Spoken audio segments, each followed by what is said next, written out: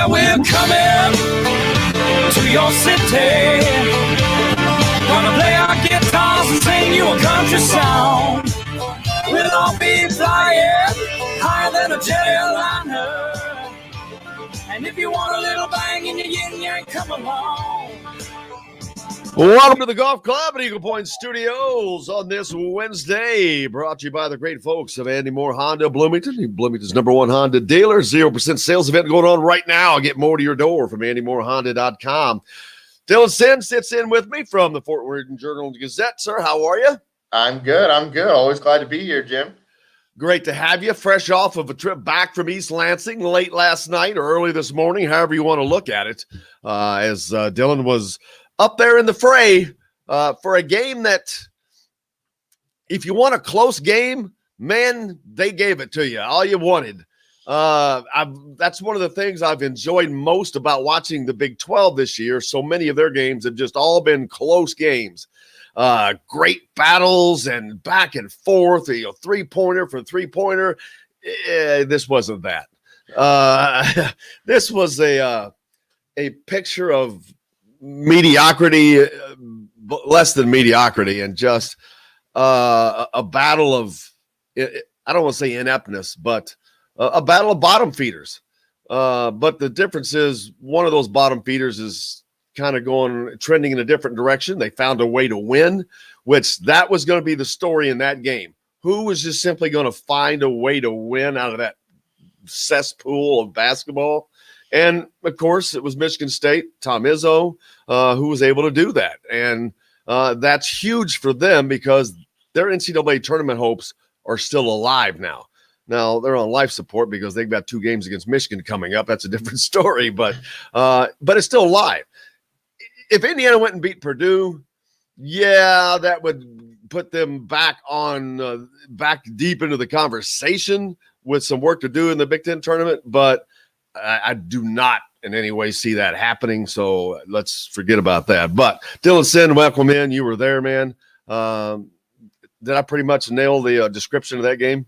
You did. I believe a friend of the show, Dustin DePyrick, tweeted last night during the game that it was the rock fight of all rock fights. I believe that was his tweet, and that was that about sums it up. Yeah, it was close the whole way, and you could just tell that in the final minutes someone was going to make a run and just string a couple baskets together. And it turned out that was Michigan State, very much like Bloomington. Indiana just couldn't stop Aaron Henry, who scored 12 straight Michigan State points during one stretch in the final minutes, and that was the difference. They just couldn't get a stop when they really needed one, and that was the difference. The one play that's going to kind of live in my memory from that game is Indiana was down by 1. I think it was 53-52 with about 2.5 minutes left.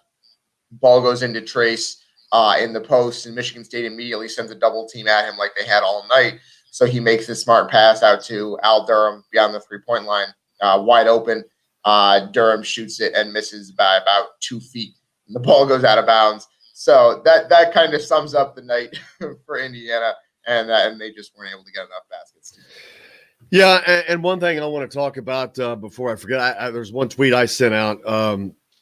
Indiana doesn't have many of them at all that I've seen, but they got one for sure, and that's dogs, and that's Race Thompson. Man, we talked about him and we talked about it with Todd Leary on the post-game show last night after the game with Todd Leary, but that dude just comes to work. He's not the most athletic. He's not the best out there, but he is Indiana's most reliable offensive post player. Todd called him, and I agree with that. I mean, if you need a bucket, he may be the guy that you're more likely to get it from than Trace, to be honest with you. He just battles. We saw him go in there and get hit in the face again last night. He's already got a broken nose or whatever he actually has. Did they actually release that he had a broken nose? I can't remember. They have not. No, just that he has a facial injury that requires a mask. I read the release. I just can't remember. But knowing Indiana, that's why I had to ask the question. I'm sure that they did not. But he got whacked one time with just a basketball play, and he just drops to the floor. And it's like, oh my God, how bad that is hurting. I mean, you can't imagine. But he comes right back, and within minutes, makes a great play in which he gets to the rim without regard for anything, drawing contact. That he's a dog. And you can't coach that, teach that. That's just him, man. His dad was an NFL football player. They could sure use a lot more of him. Yes, you're absolutely right. It was a little bit scary when he went down. He was on the floor, like on all fours essentially, and then he got up and immediately grabbed a towel and put it over his face, which leads you to believe there was a significant amount of blood that was going on there because he went immediately to the locker room, not even to the bench. So yeah, I would assume that he was in significant pain. And then he came out for the second half, like none the worse for wear. And one of the very first plays of the second half, Rob Finney made a nice pass to him on the fast break, and he just reckless abandon, went to the hoop for a huge dunk and scored and a foul. And it was just kind of a really galvanizing moment for Indiana. And it felt like kind of a way that they might be able to grab some momentum. And they did for just a little bit, and they just weren't able to sustain it at the end. But it was a great game for Race Thompson. He really showed a little bit of mettle that Indiana, as you said, needs more of. We got plenty to get to, and we'll talk about this game ad nauseum later, and what Indiana has coming up next. A much more daunting task: traveling to West Lafayette to finish the season. That's there's some of my favorite things about social media are when somebody does something that's really funny. And there's one clip that has been floating around college basketball for a decade, and it's a scene from it's a movie scene from a World War II from it's the Nazis and Hitler, and they're in the bunker, and there's things have gone really bad, and he's ordering guys out of the room, and it's just a great, but they put the graphic or the text underneath of what he's supposed to be saying, and it's always relating about what's going on at the school. My favorite was always the one they put up one about UK a long time ago. This left me laughing. There's one up there from about IU last night. I think someone from Purdue did this one, but it's pretty worth finding if you can find it out there. I don't know the link, but those things are just hilarious, and it's the truth. But as an Indiana fan, let me tell you, that's something you're going to get used to right now, because they've won, Dylan, is it 8 in a row? 8 in a row, yeah, over 8 in a row. All 6 during the Archie tenure. So, yeah, it's the first time Purdue's won 8 in a row since 1935. So it's been and here's the thing: while Purdue has this lead of it's like 123 to 90, I think, something like that, 91. And while that sounds daunting, actually it's not. They won. I just realized, and I knew that the majority of this came when they first started playing, because Purdue had a good basketball program in the beginning. When I was saying the beginning, I'm like in the before times, like in 1900, 1910, 1920. They were really good. And that's when was the Wizard of Westwood there? He was there like 29 or something, wasn't he? Yeah, in the late 20s, early 30s, I believe, was John. So that's when they were great. Purdue won 51 of the first 62 games, I think, played between these two schools. There's your margin, because the actual margin now is less than that. I forget when the date is, but if you go back, I think it's around in the 48 or 49.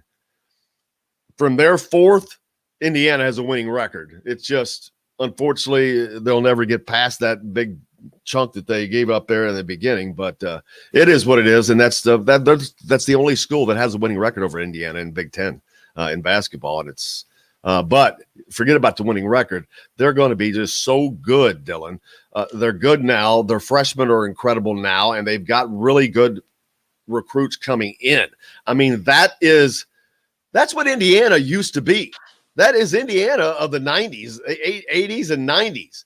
I mean, those are Pat Graham and Todd Leary and Chris Reynolds and Greg Graham classes, followed by Damon Bailey's. You're getting really good players on top of really good players, and developing those players. That's a pretty good recipe. Yeah, I mean, we saw it last night with Purdue's win. Purdue beat Wisconsin last night at home. Their fourth win in a row. They're closing in on the number 4 seed in the Big Ten here, and we saw that last night with Zach Edey. He has another. Purdue has another big man that has just come out of the woodwork to continue their line. He had 21 points last night. Jaden Ivey had 16. So their freshmen are extremely good already.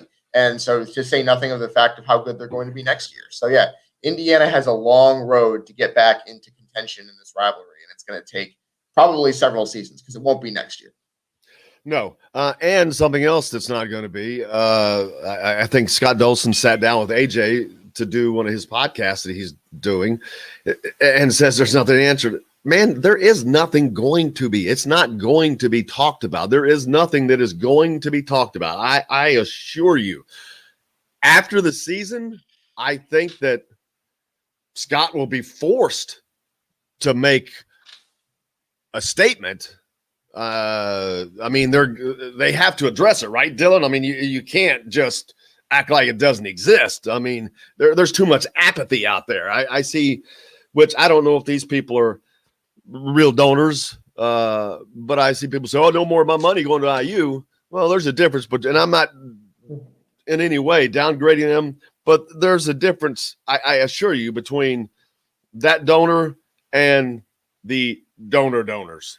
And I'm talking about donors that their numbers have commas and lots of zeros and commas. The Simon Scott donors.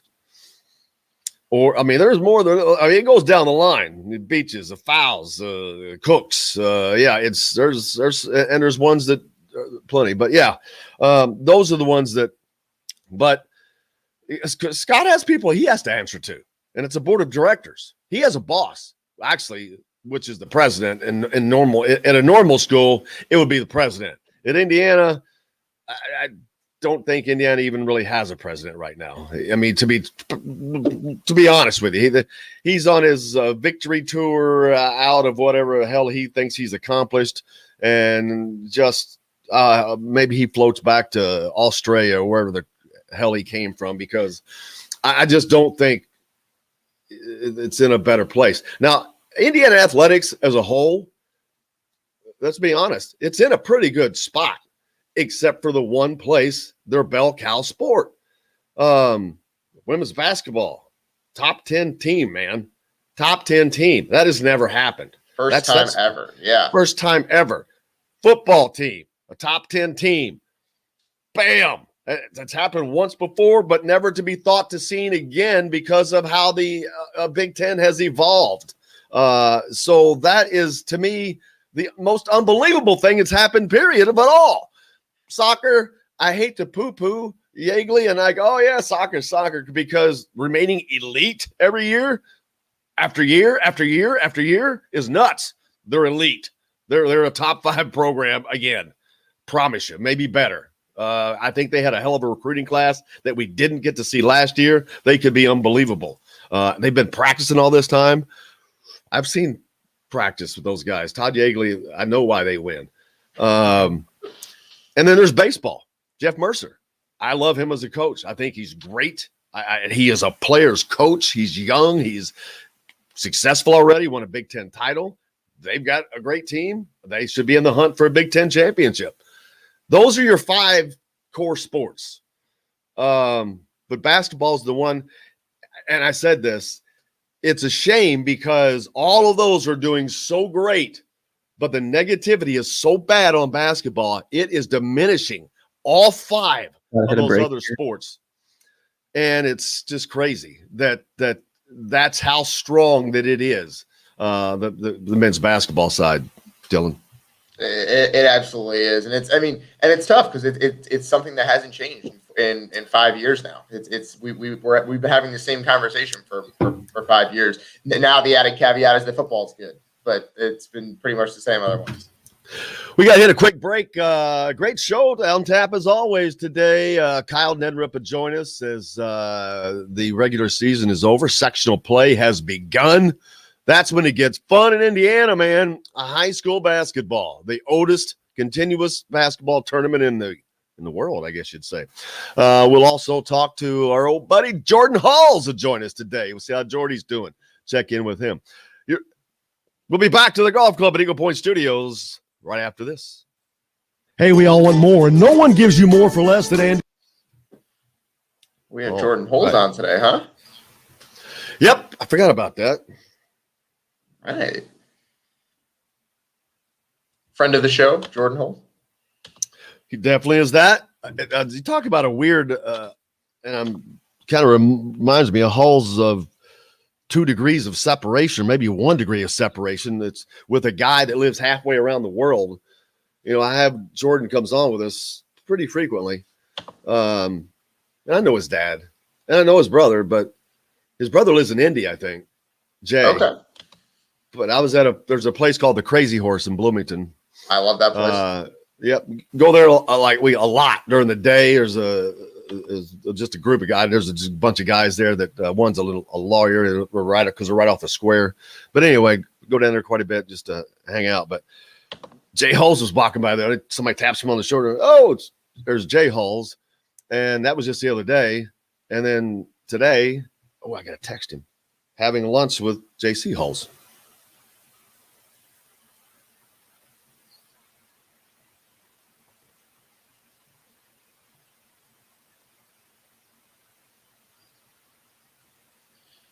I watched the Indiana-Maryland women's basketball game in the Big Ten tournament at Crazy Horse last year.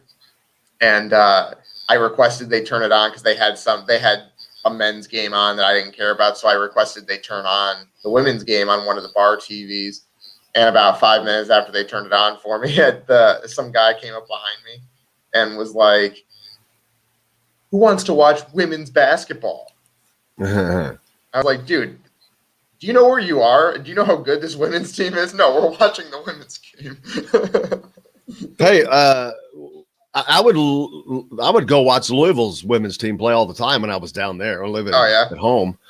Fuck, they're fucking good. I mean, that's a whole nother freaking level. Yeah. I'll tell you how good they are. They're so good they didn't recruit her heart. Grace Berger. She's from Louisville. Jalen Penn, Louisville. What's that's how good Louisville is. Didn't they have a McDonald's All-American? IU had a McDonald's All-American from Louisville that transferred. What was her name? Well, Jalen Penn is opted out. Jalen Penn has opted out. Who am I thinking of?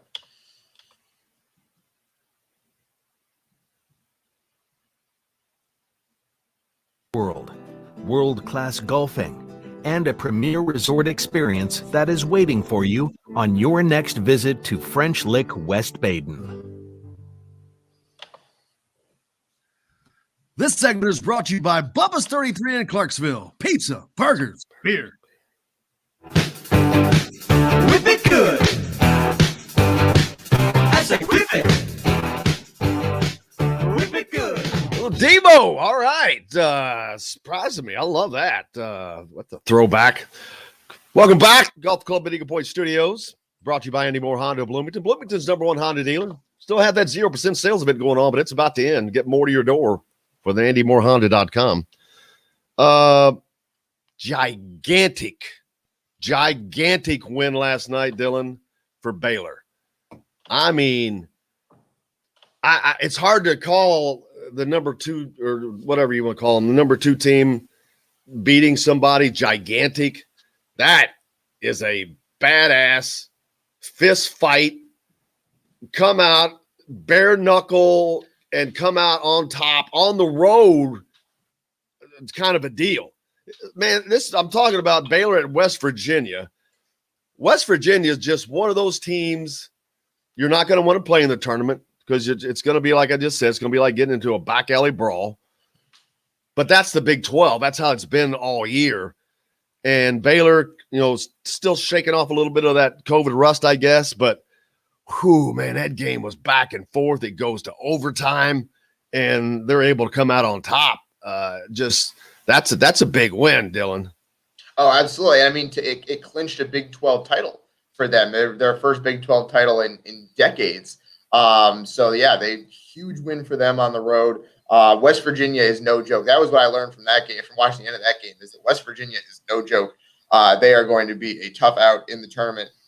And for Baylor to kind of, to as you said, it was a back alley brawl, and to take every punch and keep throwing your own, that's huge for Baylor. They showed a little bit of toughness that I think some people were wondering whether they had a little bit of that toughness because they hadn't played a whole lot of close games this year. But yeah, they are an extremely good team. I may have thrown that one up already. It's kind of funny, but officiating last night did suck.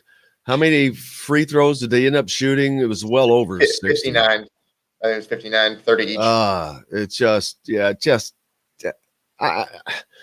and just not this game. I mean, and not just the Big Ten. It is this, and I've said it before, the charge block, the block charge. Athletes have gotten so good. They're so fast. They're so strong that they move, but they've also been taught to move quicker. So everything is being evolutionized. I think they've got to go to the NBA rule. I mean, I don't care if a defender gets set a split second before the impeding a path of an offender. I'm like, gee, come on, guys. It's really turning into a foul call. It's not flopping, but they will get better with the flopping because there's a lot of flopping that goes on, but it's not flopping because if you got to learn how to do it. You have to bait your guy into certain things and you get him to do what you want to do. Then it does not look like a flop. And this stuff that's going on forever though. I mean, it changes, I guess, Dylan, with every generation. There's a new officiating problem, but officials have gotten worse. The use of instant replay, I think they rely on that too much, which that's fine. Then just use that. Don't make your stupid calls and just let it do that. For baseball, I'm about all for having the computer umpire at home plate with an umpire at home plate still. You still have to have them there for out calls and all that stuff. But balls and strikes, I'm ready. I'm ready because way too many. That has too many variances with too many different umpires. You know, if you're a pitcher and you see 10 different umpires, there's 10 different damn strike zones. What the hell? You know, so I'm ready for that in there. You can't do it here, but it's been a blessing and a curse to officiating, and officiating has gotten much worse, I think. Yeah, I last night was just frustrating from an officiating standpoint, especially early in the second half. There were 13 foul calls in the first 6.5 minutes of the second half, and it wasn't skewed one way or the other. It was both teams. And you could tell that both teams were frustrated.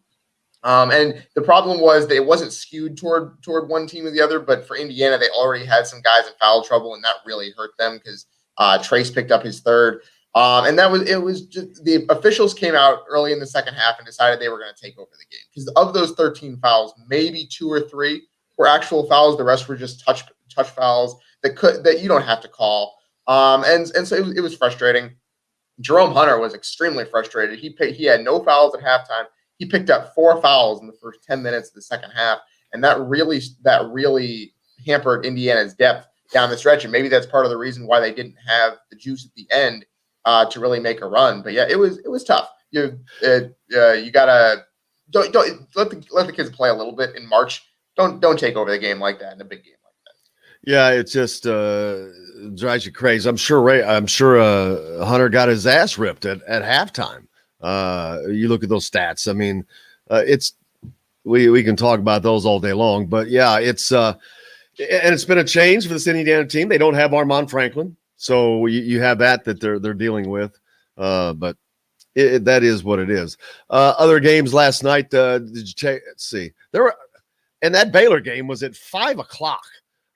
That was hilarious because I had gotten somewhere early for something else. And I looked up, I had forgotten. I'm like, oh yeah, we got the premier game of the night on right now at 5:00. So there it was. But other games last night, Illinois, how about this one?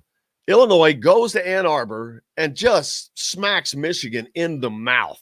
76-53. They lose by 23 points. There's no way you can imagine a team that many are picking to possibly win a national championship, go to the Final Four, getting beat by 23 a week before the conference tournament begins. But that's the thing about the Big Ten that I've noticed differences, Dylan, between the Big 12, and I mentioned earlier about their games have all been so many close battles. There's been some in the Big Ten, but too many of the big heavyweight fights have been ended up like this, the 76-53. It's a little, I don't understand it. Then you get a Purdue-Wisconsin game, 73-69. Wisconsin's reeling, but that Michigan loss, are they resting? They're like, hey, we got a number 1 seed locked up. I don't know what was going on through their mind, but that's a beatdown. It was weird because I was following that game as I waited for IU's tip off a little bit. And yeah, that was during the IU game actually. And it was weird because Illinois was playing without Ayo Dosunmu. So they were without their best player. Yeah. I forgot to mention that. Yeah. Michigan has just been beating the doors off everyone. And this is the second time this year where they've just come out with a huge stinker. And they lost by 18 to Minnesota early in the year. They lost by 23 to Illinois last night. Those are the only 2 losses of the whole season for them. They're 18-2. And they're probably going to be a number 1 seed, but you wonder whether that kind of loss lurks for them in the tournament where they just throw out a stinker, where they're just not into the game for some reason or another. And part of the problem last night was that Hunter Dickinson got in foul trouble, and without him, Michigan was unable to stop Kofi Cockburn. So that's kind of, maybe that's the golden ticket to beating this Michigan team as good as they are, is to get Hunter Dickinson in foul trouble and really work the ball inside with an elite big, because Austin Davis, their backup, he's not able to stop an elite big. So maybe that's the golden ticket for beating Michigan. Did I mention Kentucky lost to Ole Miss? You had not mentioned that, but well, Kentucky lost to Ole Miss. Just want to make sure I got that one in. 8-15 is Kentucky's record. 7-9 in conference play. Yeah, just like to say that. So you got that out of the way. But yeah, I'm looking forward to Indiana and Purdue. Alan says, where'd you go? Oh, I lost it. Alan's a very optimist. Oh, that's the wrong one. I missed it. Anyway, so he thinks Indiana's going to beat Purdue. I don't think Indiana has a chance, and a snowball's chance in hell. But Purdue is just better than average, really. They're not a great team, but they're a good team. But they're not a great team. They're better than Indiana, of course. But they have what Indiana does not have. Freshmen that can come in and play and contribute. And I mean contribute. But Indiana's are getting better, but that's been forced, Dylan. It's been forced. Archie's hand has been forced because of the injury to Armand Franklin. And I've said it last night. It's a shame, but it took that for this. But, Christian Lander's been getting 20 minutes. The other night for a long period of time, he had outscored Trace Jackson Davis in a game. It's just, but these guys should have had these kind of minutes a long time ago. The disappearance of Anthony Leal for such a long time. Now he's back. But he gets like one shot a game. And it's like, dude, they got to get him some shots. One shot, that's just getting one shot up to get the rust off of it. And it's kind of hard to get, you're a freshman to come in. And it's kind of hard to hit that first shot. But when you get that first one to go down, then they'll start falling. But he doesn't get any opportunities after that. Yeah, don't want to go down that road. That's maddening. But the Big Ten tournament lurking. Where's Indiana going to end up as far as? So we talked about that earlier. You think that they're going to finish outside of the top 4? I think they're going to finish outside of it depends on how Minnesota finishes, because if Indiana loses to Purdue, that would put Indiana at 7-13. Minnesota would have to win. Minnesota is 6-12. It would have to win both of its last 2 games against Penn State and against Rutgers to get to 8-14, because Indiana has the tiebreaker over Minnesota. So if Minnesota loses one of those last two, they would finish at 7-13, while Indiana would finish at 7-12. And Indiana would get the 10th seed. Minnesota would be 11th and play in the first round. Indiana would get a bye. So they would probably play either Maryland in that scenario where Indiana's 10th. But they would probably play either Maryland or Rutgers in the second round. Teams that they can definitely beat, but for Indiana, it's going to take 2 wins, or maybe is it 3? If they lose to Purdue, I would say at least 3.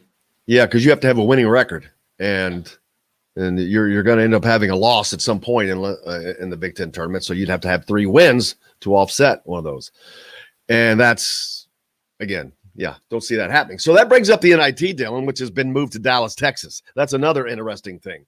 Talked about that yesterday. And the reasoning, of course, for the first time in 83-year history of the NIT, it's not going to be in Madison Square Garden.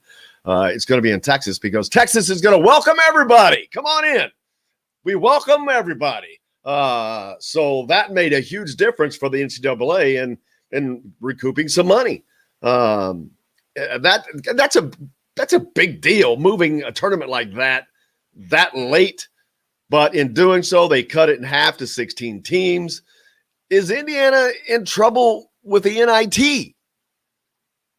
They are not a lock for the NIT. Let's put it that way. They're going to need to probably win at least one game the rest of the way. I would say I don't think they get in the NIT if they finish 12-15. That seems like at that point, what's the point? Although I will say if they're doing it by resume, they'd probably be one of the top 16 teams left out of the tournament, but who knows? And there's also a chance we've seen Indiana in the past has just declined an invitation. You probably don't want to do that with so many freshmen that you're trying to develop, and every game matters, but who knows? We'll see. That's another question. We talked about that a lot with Todd last night.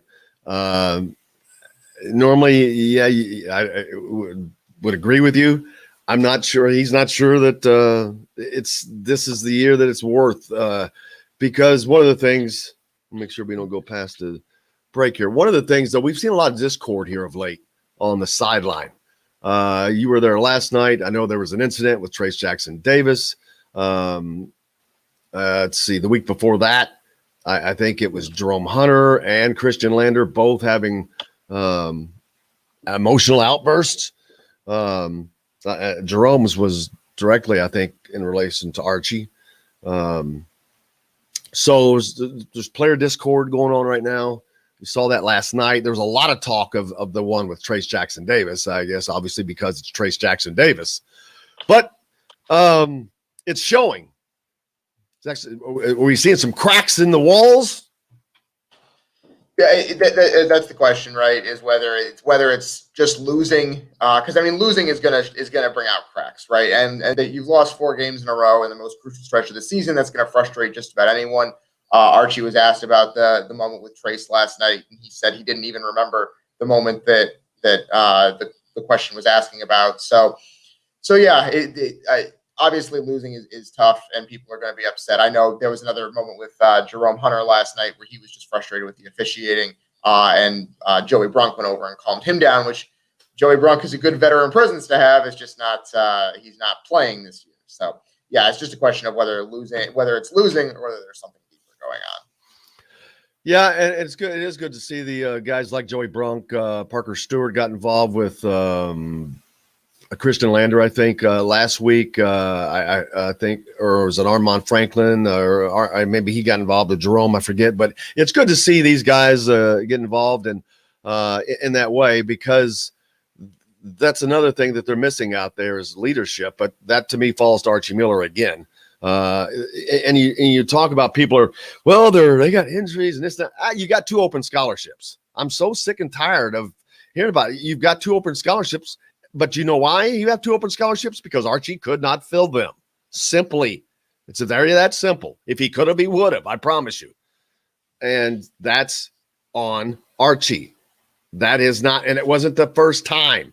He carried a scholarship over from the year before because he had an open scholarship. Oh, we're just going to bank these. Don't bank my butt. He's not banking crap. He couldn't fill the damn things. Because trust me, I promise you, he would love to have bodies out there. And it's just, again, it goes to, we'll talk about that later, but it's just, that puts more stress on these guys. Christian Lander, yeah, he reclassified, but I don't think he was expected to really be that much of a contributor this year, more of a learning role. But we got to hit a break because I got Kyle coming up. I'm way over. So let's do that and get Kyle Neddenriep in here next from the Golf Club at Eagle Point Studios. Brought to you by Andy Moore Honda of Bloomington. 0% sales event. Get more to your door with AndyMooreHonda.com. We're back right after this. Welcome to Dylan, I've been very good about being – if you would have seen the show last night, you would have died. I just was calm and didn't – I kept the – as a matter of fact, I kept the Archie comments off because it's pointless. I'm still trying to do that somewhat because it's kind of pointless. The thing is, as you look at that, but it's so two-sided. Just keeping period to me is just saying you've given up on next year. Next year is a lost year. And I know they're not going to agree with that, but there's no way you cannot say that when every freaking year with him has been a lost goddamn year that has gotten worse.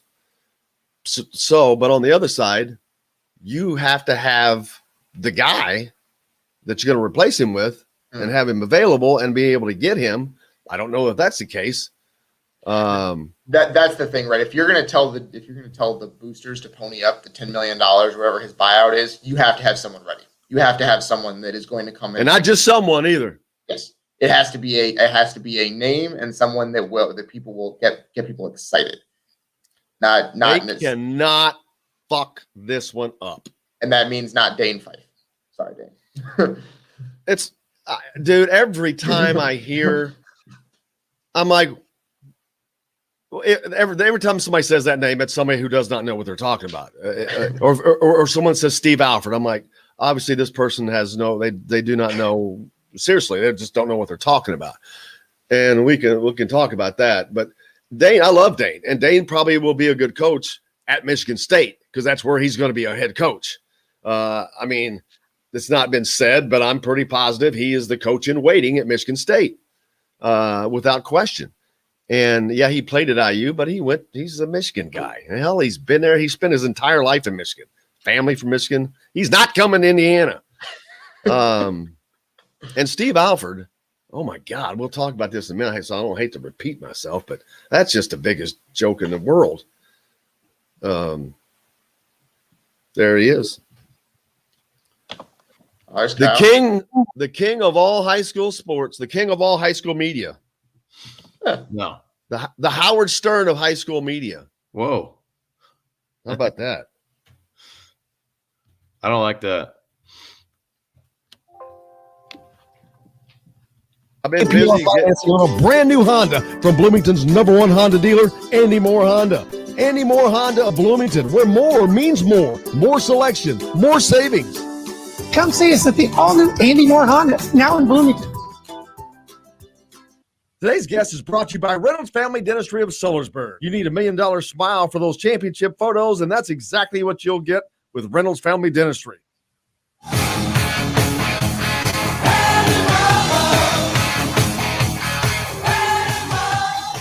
Welcome back to the Golf Club at Eagle Point Studios, brought to you by Andy Moore Honda of Bloomington. Kyle Neddenriep from the Indy Star joins us now. And yes, sectionals have started, and we got to talk about that quickly and get that in.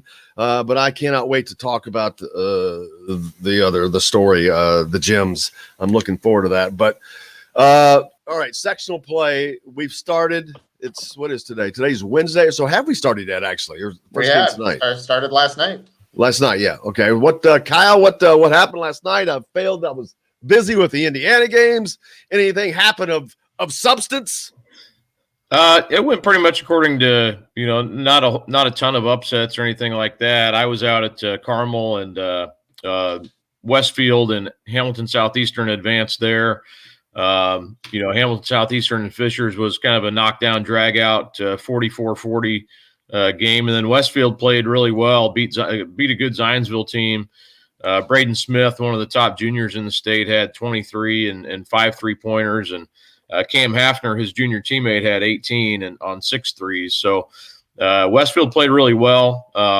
They look like a really confident. They're not a very big team. That's going to be the issue for them against Carmel, is they don't match up great with Carmel necessarily in their size. And I covered that game earlier this year, and that'll be a tough game for them. But they have to get through Noblesville first, and HSE has Carmel on Friday. So that's the one I was at last night. And then looking around the state, I think the big, kind of the game that caught my eye was, even going into it, was Lafayette, Jeff, and Marion. Jalen Blackman had 55 last night for Marion, but they lose to Brooks Barnheiser and Jeff. So the end of an era for the Blackmans. That's the last Blackman. James Blackman Sr. Has coached his 3 sons there, and good for Jalen. I was at the game last year when he got hurt against Cathedral and tore up his knee. And, he was having a great game that day, a great season. I've always enjoyed covering him and was glad to see him come back and at least be able to have a great year this year as a senior. To me, he's a no-brainer Indiana All-Star, definitely. And I think he'll get that, especially considering the close to the season he had. He was just tearing it up at the end of the year. So that was kind of one that caught my eye. There were some close calls. Attucks and Tech was a close game.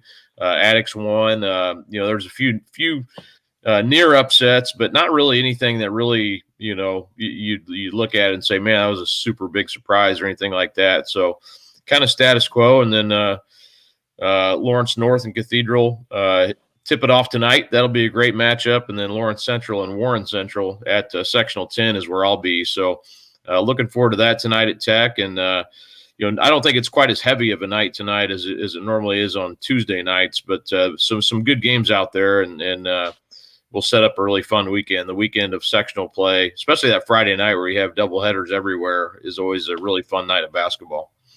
Who's Lawrence North played, did you say? Cathedral. Oh yeah, that's the game I was wondering. Oh my gosh, dang! See, you just hate to see those games not be on Saturday. But it just happens that way sometimes in Indiana play. The tournament is a great thing, of course, so you can't knock it too hard. But and especially with having switched to class basketball, it didn't kill it, luckily. But there's just some fun play out there. But these games coming up, they're sometimes some of the best games is those late sectionals, because you do end up seeing matches that normally you're not going to see, but the regionals are oftentimes favored. But we'll get there soon enough. What's got coming up? Or Dylan, what's going on in your woods? Well, you had games up there too. I was going to say we had a couple games. Number 1 Homestead, the only undefeated team in the state right now. They got their sectional play started. They beat Huntington North easily, so they're moving on. Luke Goody had a nice dunk on the same day that his Illinois team beat Michigan. And then the big game of the night in this area was Snyder DeKalb. Actually, Snyder DeKalb went to 3 overtimes before Snyder won. So that was a good way to kick off sectionals. We had one of our reporters was there. And she had to write a story on deadline at about 10:30 at night with about half an hour to spare before our deadline.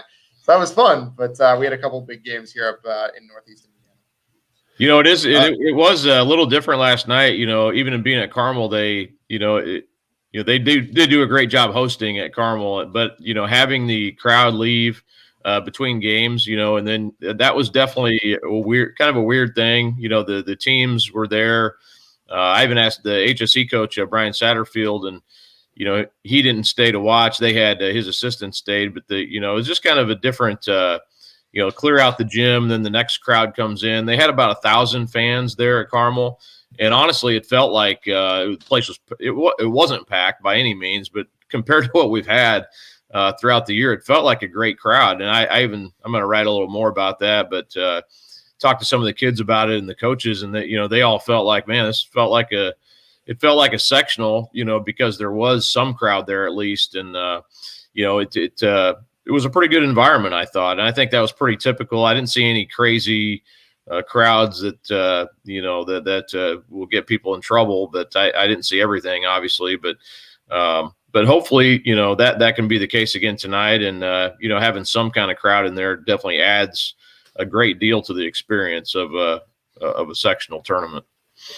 Yeah, it doesn't take much to turn a high school gym into a shrieking loud place. It doesn't. I assure you. I was talking. Jim Reamer joined us on Monday, and I was actually talking about a specific place because I actually was able to see it on video, but I won't mention them again. But they had quite a few people in there, so I'm sure it's one of the gyms that holds a few people. So but that's the fun, man. I'm so missing that because in going, and I've said it a lot, Dylan knows, he sits right behind me, but in going to these IU games this year, Kyle, it's not fun. I mean, of course, the product hasn't been that great either, but going in there knowing that it's just going to be it's like going into a big meeting hall and just some stuff going on down at the other end. It's just a weird deal.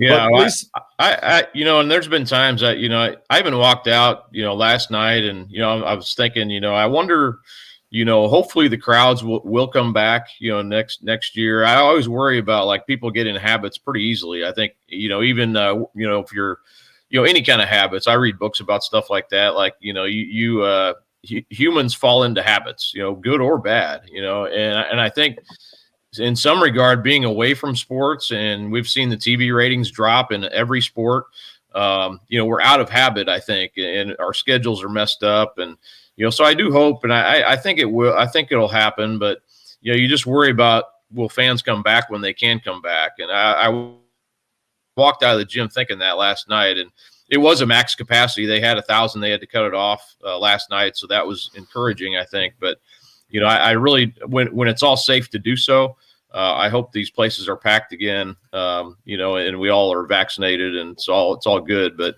beyond that point, I hope people do come back when it's time to come back. Yeah, I think that Indiana high school basketball will be a good gauge because we've seen it take us a little hit over the years, as many things has naturally, but this will be a good one. But I think that people are so starving for sports again that you're right, that we have learned how we can live without it or live with it in different ways. And we do a lot of things differently now. Work, it has changed. It's changed a lot of things forever.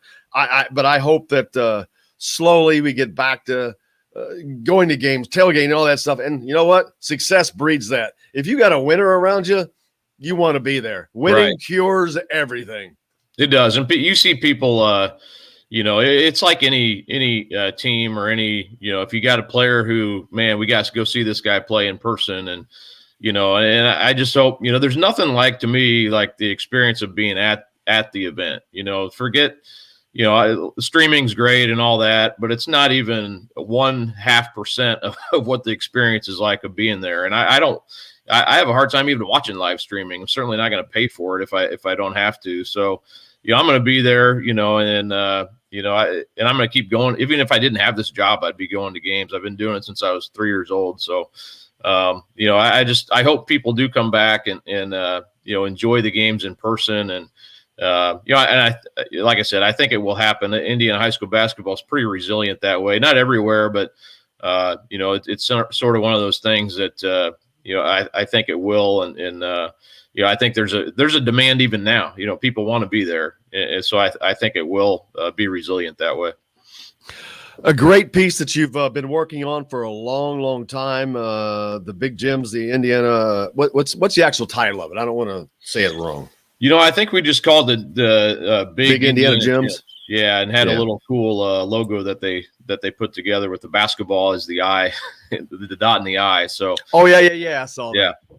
So that was really cool. I mean, honestly, and I had to do quite a bit of putting the stories together. But Michael McEldowney did the great work. I mean, his work was what makes it such a great project. He went to all these places, got video, great photos. He's a great photographer. And we just wanted to kind of tell the stories, especially now with this has been, in the works for a long time.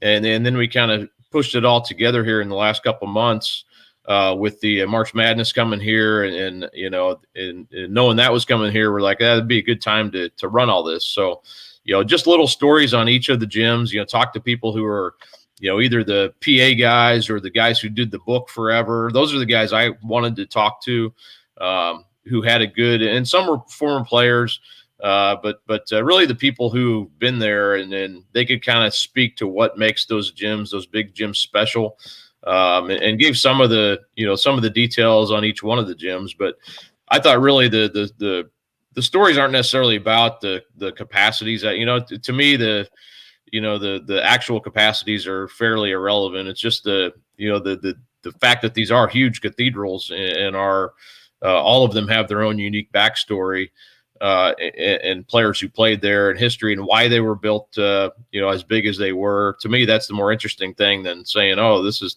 has 5 more seats than we, to me, that's not as important, but just telling the stories of these places. They're all great. I've been to all of them. They're all great places. And, hopefully people take some time to, sit down and read those stories and then just go through the videos and the pictures there. Michael, like I said, did a great job. Our designers too, kind of putting that. I've never seen anything like it as far as the design online. It's something totally unique that I don't remember us ever doing before. So it felt like something special, and it deserved a good platform like that. So a lot of behind the scenes work, and I'm just shoveling in the words to fill the spot. But those people did the real work putting it together. I thought that was a great job by Michael and all the designers. And I see you did not make it down to Terhune, to the Cracker Box. Knightstown? No, I'm to Terhune, man. The Cracker Box. They call a gym. I've been to a lot of those places. I did a book years ago on all the old. I did 100 of them on the consolidated places and kind of what they do with them now. And that was probably 2009 or 10. And even since then, a lot of those old ones have been, not a lot of them, but some have been torn down, unfortunately. But some of those places are community centers or they're elementary schools now. Or jail. I played in one that is a city hall right now. That's currently still there, but in Clarksville. Yeah. Yeah. Yeah. They're kind of going to those towns. Some of them I'd never even heard of or have been to, or, knew where the gym was. And I remember going to a couple of them and they'd say, I think it was Versailles. And they said, yeah, go down to I went to the town hall. And they're like, yeah, here's the key. You just let yourself in. You can look around. So it was a lot of that type of stuff. Well, yeah, a lot of people, they love to talk about those gyms. I grew up when I was in school, junior high school. I was in Georgetown, Indiana, down in Floyd County. But Georgetown used to be a high school. It was one of those schools that was a high school before consolidated, before Floyd Central came about. But they have the pretty much the same Knights Hall gym. It's the same exact green tongue and groove paneling on the side of the walls, about a foot off the daggone sideline. It's the same bleacher setup with the deal in the middle. Where actually it's a deal in the middle where teams go into their little bitty locker rooms. But yeah, it's the same thing. It's just that's what the gyms were back then. But this thing is so much fun to go look at it. And I see that Newcastle just couldn't take it. They had to go back and find some more seats to overtake Seymour to regain the top spot.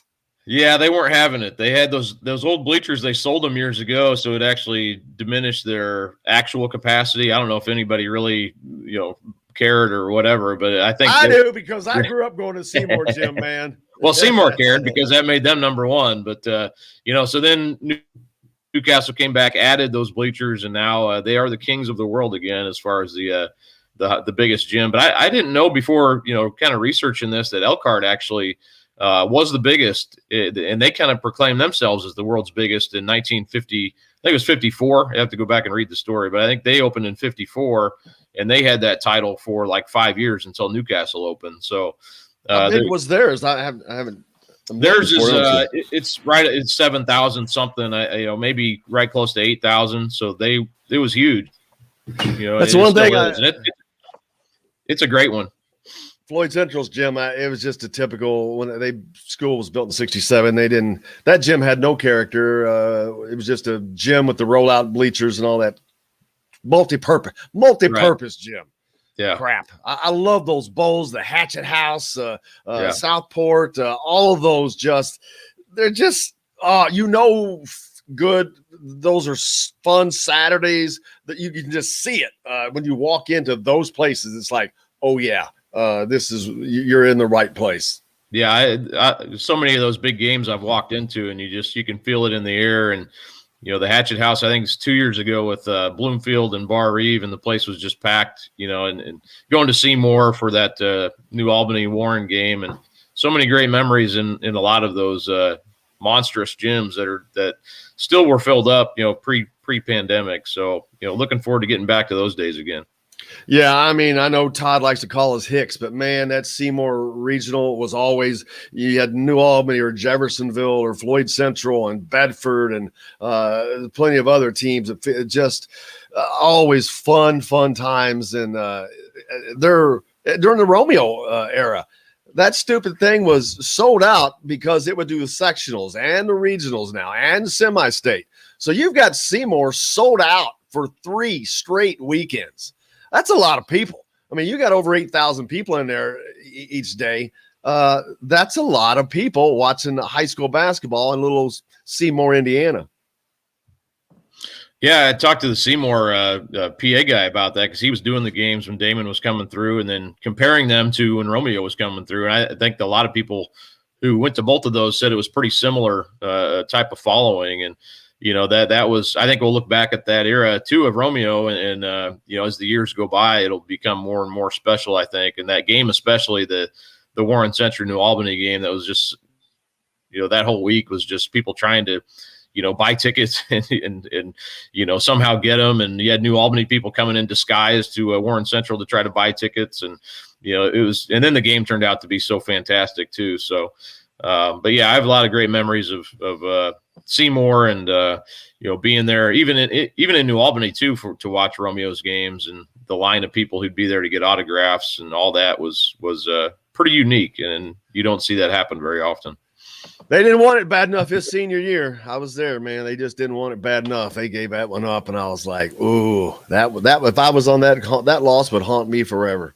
But that Warren Central team was so they won so many close games that year in 32-0, and they would find a way to beat you. And that one they did. New Albany helped them out and missed some free throws, and Warren just took it. I mean, like they did all year, they just found a way to do it. And David Bell, he's such a winner. He was a big part of the reason for that. I was right under the basket when he made that damn shot. Kyle, I appreciate you, brother. I hope you have a great week. I know you're going to be busy. Get you some 5-hour energies, man. I know it, man. I appreciate it. We appreciate you, brother. Thank you so much. All right, see you guys. See you, Dylan. Thanks, Kyle. Appreciate it. You bet. Kyle Neddenriep joining us here on Indiana Sports Beat, of course. And coming up next, the crowd favorite, Jordan Hulls, is going to join us all the way from Munich, Germany. No, he's not in Munich. I'm just kidding. He is in Germany. Hey, you're listening to Indiana Sports Beat from the Golf Club at Eagle Point Studios. We're back with more right after this. Hey, we all want more, and no one gives you more for less. What up, homie? Hey, how are you? What's up? I see you. Say what's up. What's What's Not much, man. How's it going in Germany? How's it going? Is it good? It's good. Have you been playing well? How the game? No, I was just messing with him. No, have you been playing good? You've been nice to all your friends. Yeah, you're making new friends, aren't you? Language barrier is still there a little bit, but hey, have you met Hansel and Gretel yet? Have you met Hansel and Gretel? No, Rapunzel. Maybe Rapunzel. No, Rapunzel's castle is here in this city, isn't it? Is it really? Yeah, they have like a big. There's a big castle here, and then like the tower, like during Aubrey's at Halloween and stuff. Yeah, during October, they have like a big pumpkin festival, and then there's a tower that's supposed to be based off of the pumpkins out of the tower. Exactly. Yeah. It's a legit like medieval tower. They have all that good stuff here. don't they? That is, when I had the opportunity, a couple opportunities to go to Europe, it was in like the Netherlands and Germany, that little part of Germany there. It was just so cool just seeing stuff. It was just hundreds of years old. I don't mean 200. I mean like hundreds of years old. Yeah. Anytime I see like an old church or something, I always try and go in and see how old it was, like whether it's from the 1400s or, it's something crazy. It's really I was cool.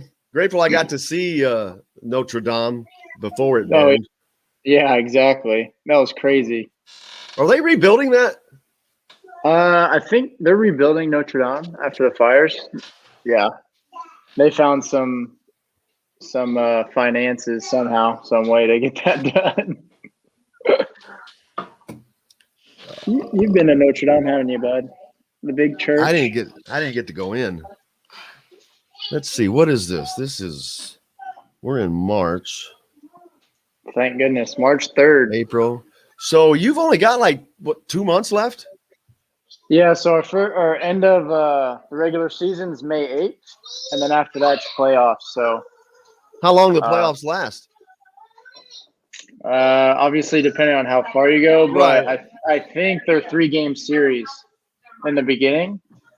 3 weeks probably. Yeah, maybe. And a premier resort experience that is maybe it's a waiting little for you shorter, I don't know. on your next visit to French Lick, West Bay. So you're looking at the end of May probably. Yeah, end of May, early June. Is brought to you by Bubba's 33 in Which Clarksville. is later than usual for me.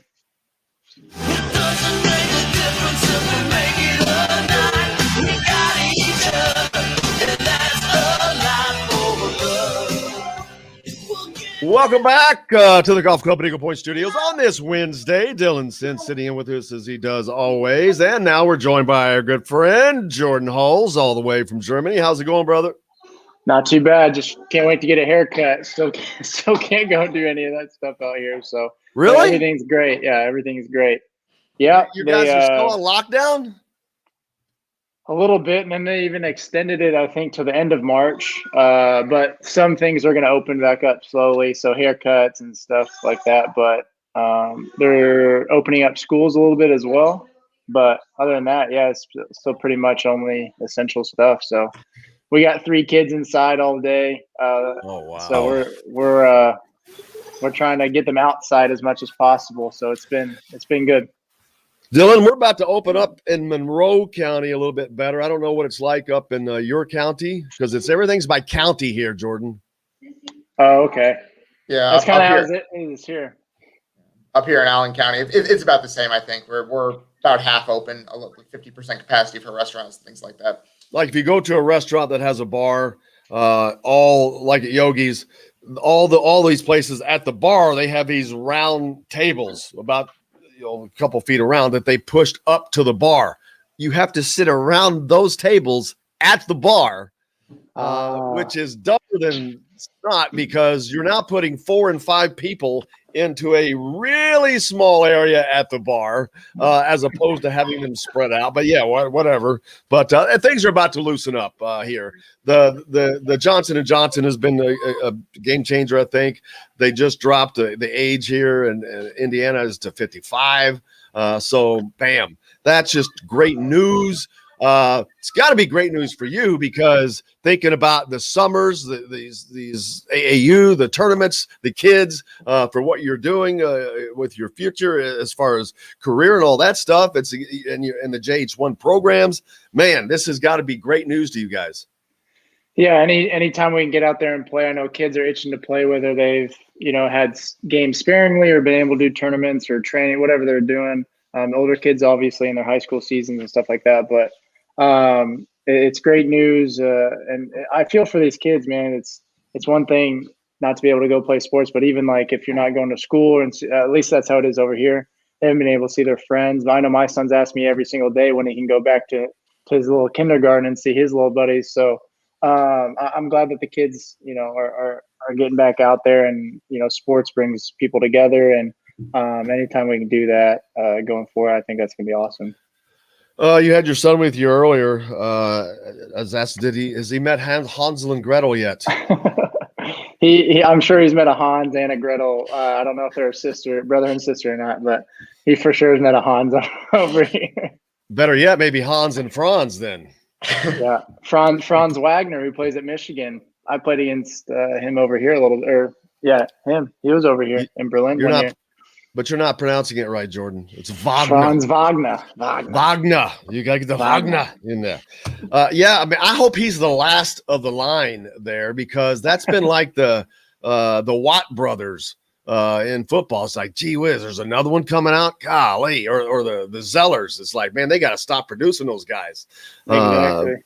But it would be good. Indiana basketball, of course, is things are not going well for them. I don't know how much you've been able to follow, but their season has continued as it has for the past couple years. They're not going to be, barring an upset of Purdue, which they have not beat in 8 years or 8 tries, and a little run in the Big Ten tournament.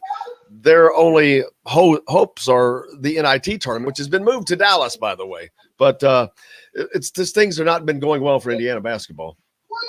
Yeah, I with 3 kids and the time difference and stuff, I haven't been able to watch full games or anything like that.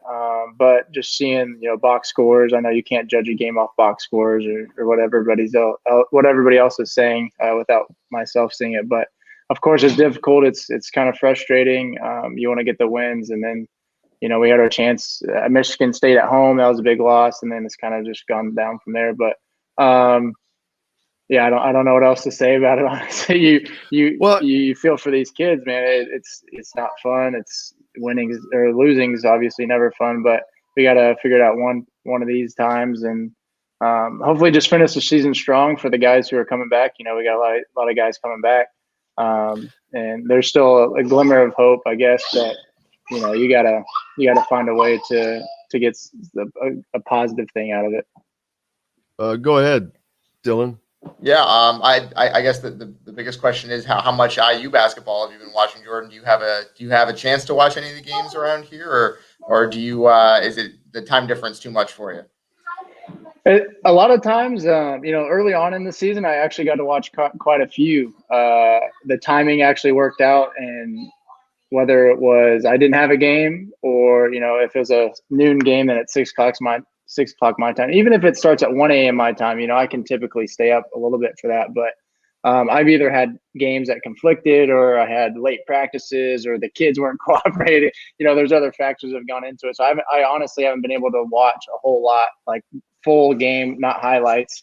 Obviously I watch all the highlights, but I haven't been able to watch a full game, just going back and doing that, which is unfortunate. Probably the least amount this year than any other. Thank you, Jennifer. I appreciate that. It's always nice of you to say that.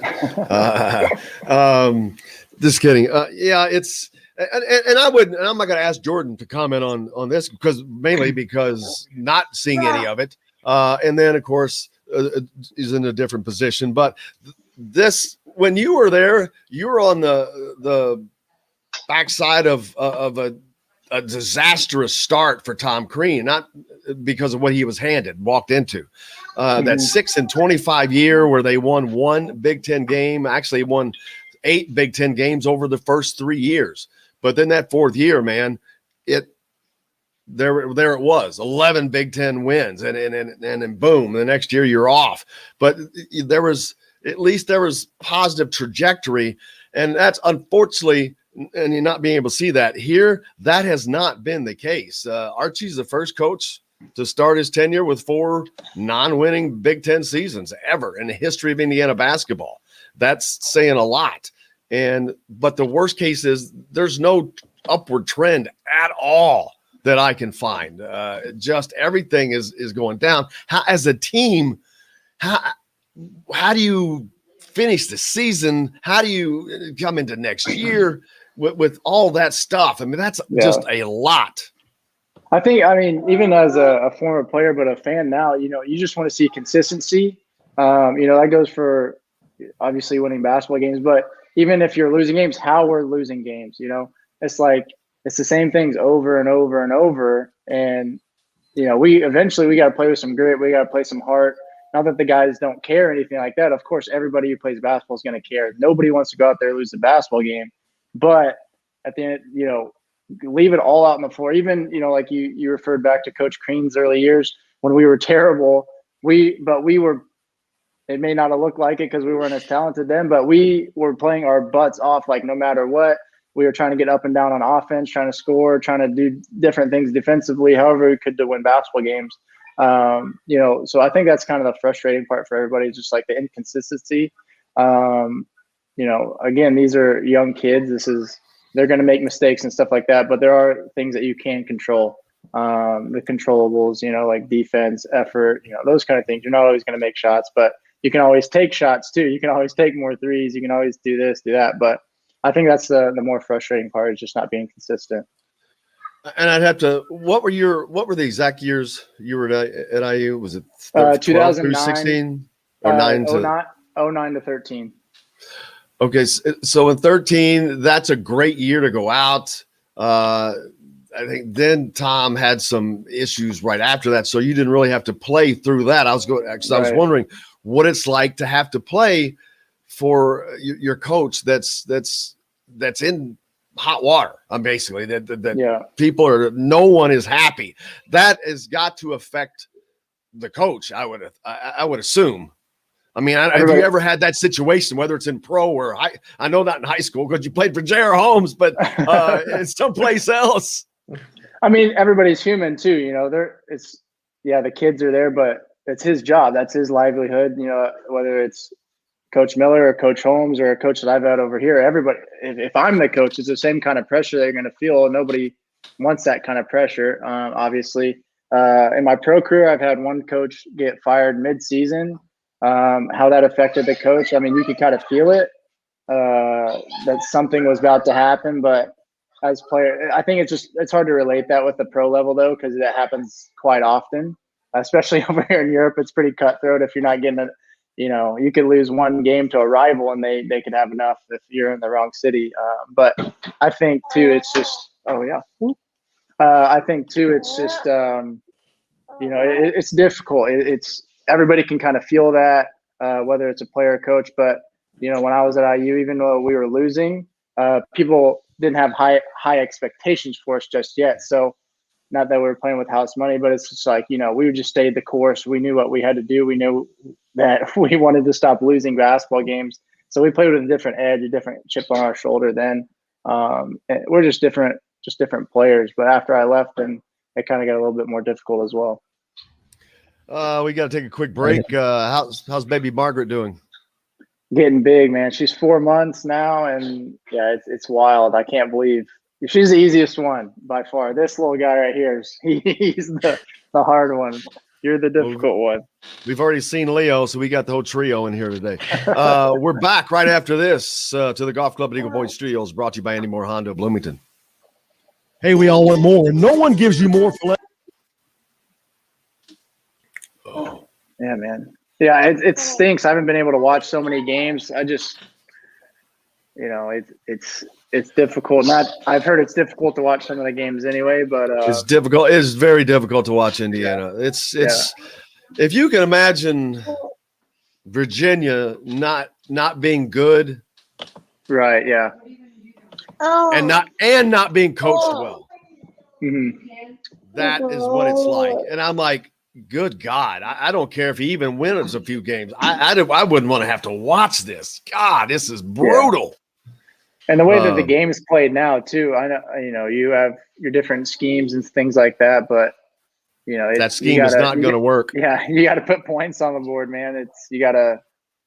I don't know what it is. It's not like guys don't want to shoot or can't shoot, but it's not. Well, he runs everything he does is extraordinarily scripted, apparently. I mean, scripted. He does not deviate from lineups, rotations, time, all this. There's no changes, in-game changes. And while other teams are changing things, there's no change from Indiana. And now, of late, he's been forced to do some changes because of the injury to Armand. But those guys hadn't been getting very many minutes before that. But I really, truly wonder if he has the ability to do something other than what he has on this one script, because it doesn't look like it. And because why not try something different? It's like it's been the question all year. Yeah, like why not Lander play play, it's too late now, but way early on. Why the heck did he even graduate early then? Or was that, you never know what's going on behind closed doors anyway, like what decisions were made or whatever. But it always makes us wonder what's happening. Yep. He's just sold on this defense being a saving grace, I guess, and he gives up defense with fantasy for offense. He's been 0 for whatever, like 5 times this year. It's brutal. It's so odd to me because I was so excited about Rob, the last couple of years, because you could see defensively, like he's great. He can be really good, and then offensively, he's explosive. But I think he needs other guys around him. He needs like a guy like let's say James Blackman, who's just going to be unconscious shooter, like doesn't care if he misses 4, he's shooting that next one no matter what. Draw focus. Yeah, exactly. And then Rob I think would shine a lot better that way. I have nothing to back it up other than the eye test, but I think players get worse playing for Archie. On your next visit, they just don't seem to excel, and it's weird. Today's guest is brought to you by Reynolds Family Dentistry of Solersburg. You need $1 million smile for those championship photos, and that's exactly what you'll get with Reynolds Family Dentistry.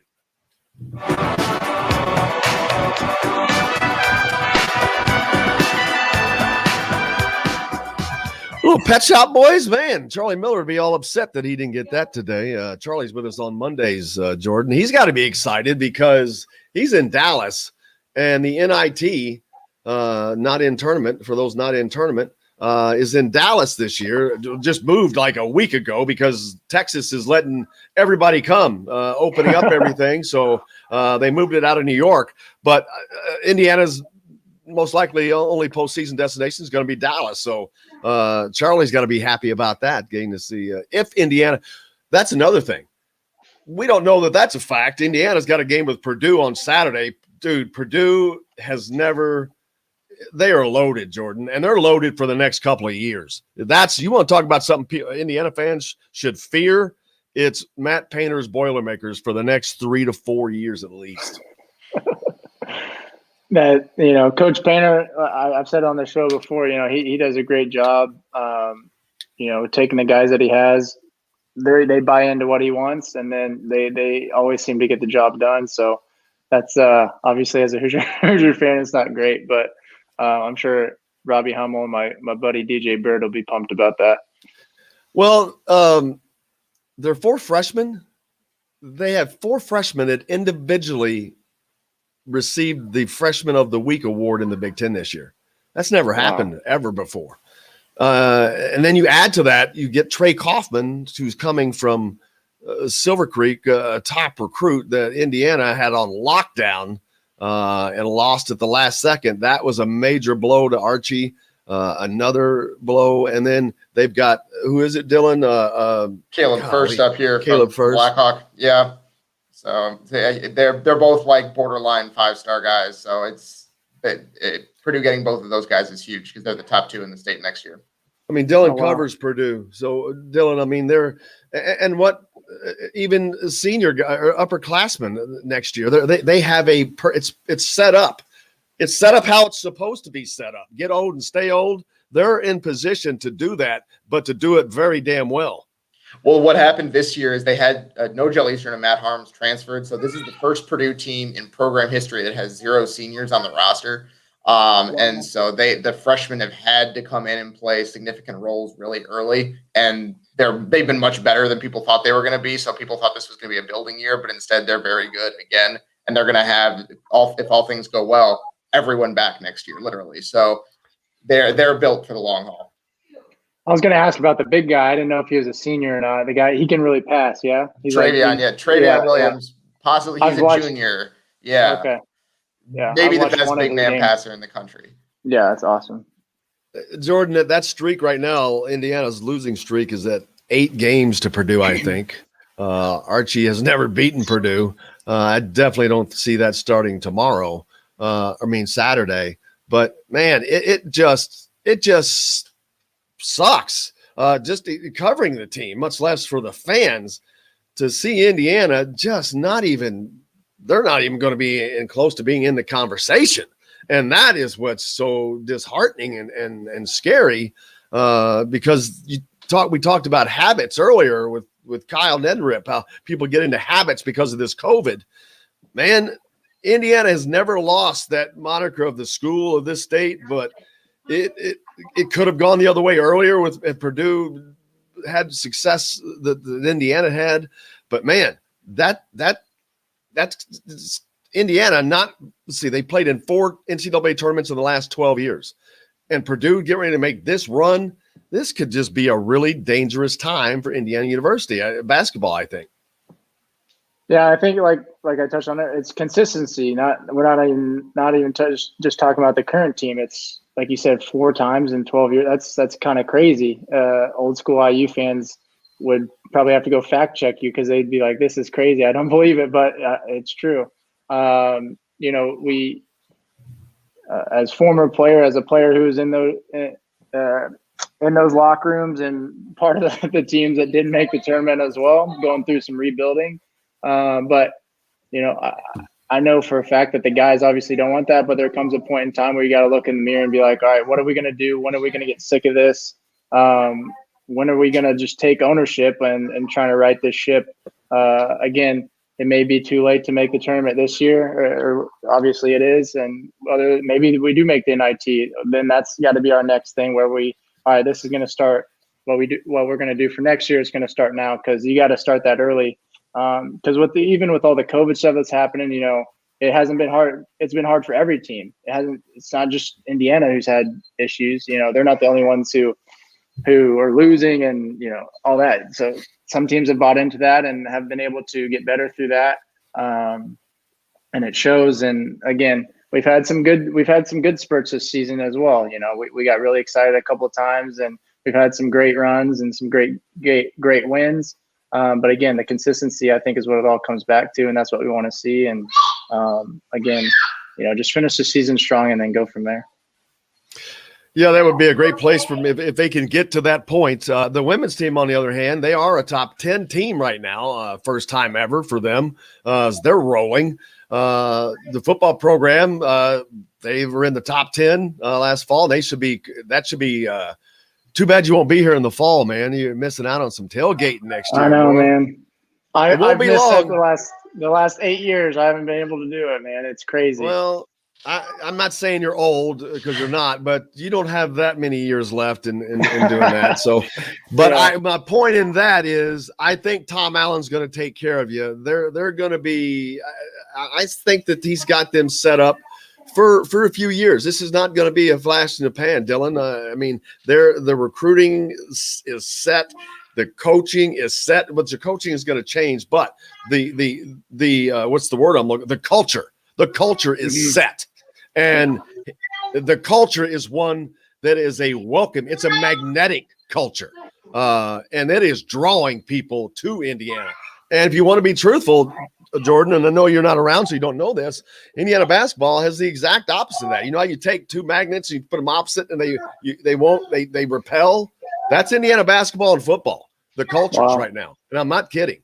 There is no culture in Indiana basketball. It doesn't, and then that's what is, I keep my fandom aside, but I was here in the 90s. I was in school. I went to this school, and I've seen you play.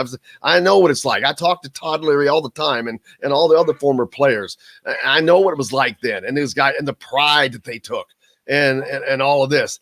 I just don't know it's. I don't know how much this is about Indiana anymore. It's just Dylan, I think you're around enough. You know what I'm talking about.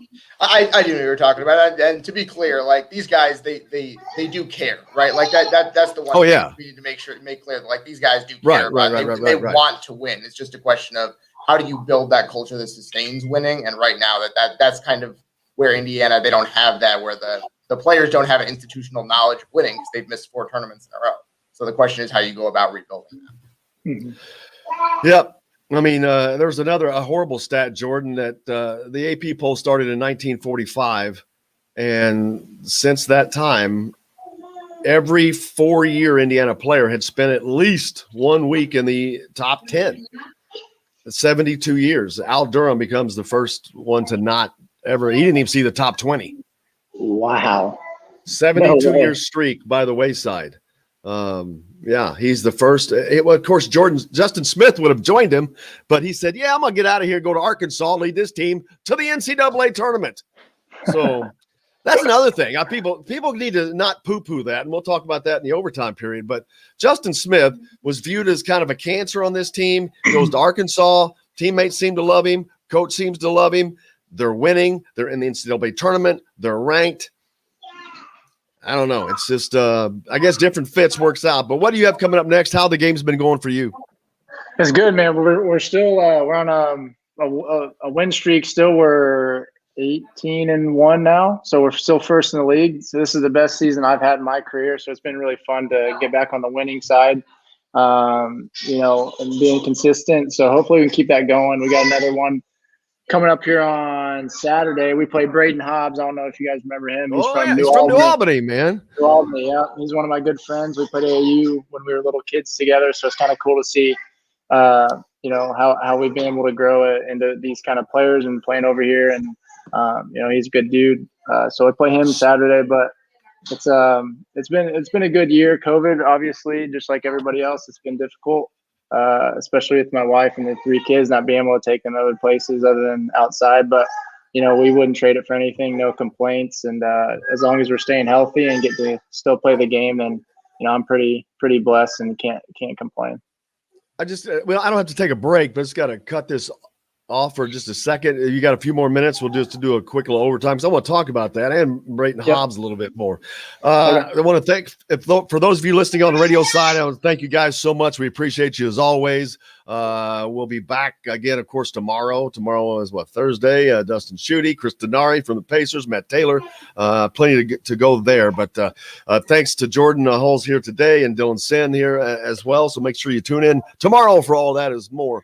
But make sure you continue to wear your mask, do something nice for somebody. And until tomorrow, I'm Jim Coyle. I will see you on the radio.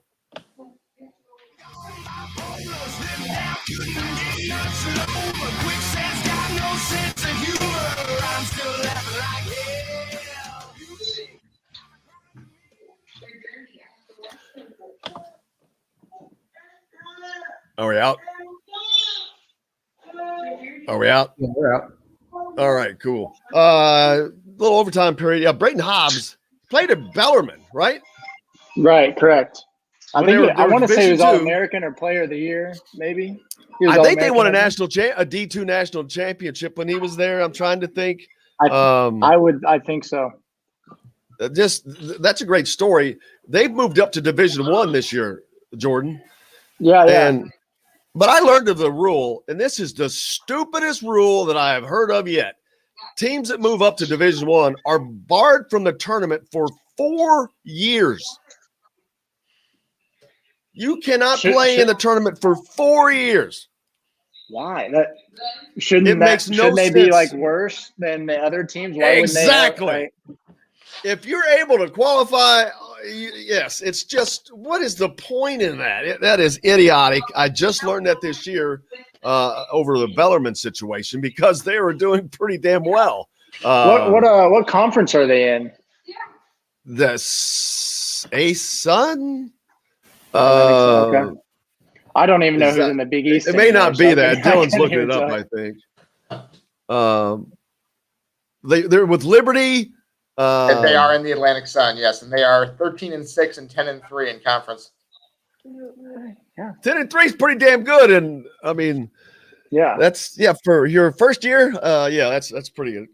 I mean, I remember when their coach Scotty Davenport. I've talked about him a lot lately. He coached at Ballard High School in Louisville. I went to Floyd Central, but there were some great battles there, man. Allen Houston and Pat Graham. Talk about a great high school game. It was awesome. Good stuff there. But they built that program on kids from the Southern Indiana area and some others. But it's kind of like a mini Indiana back in the beginning of Bob Knight. Everything was Indiana, Illinois. Kind of his rosters were completely made up like that, but it's just fun to see them. But and you guys though, 18-1, man. Having, I know how cool it is. I used to compete in roping, and I had the absolute best year of my career very late, and I was like, oh my God, it was it's just like, wow, it's just one of those, but it scares you too, because you're like, oh man, because that's when you start looking around, because I've been doing this for a minute, and all of a sudden I was like, wow, this is one of those things. But when you're having one of these seasons, do you take it in, or are you just letting it roll off your back?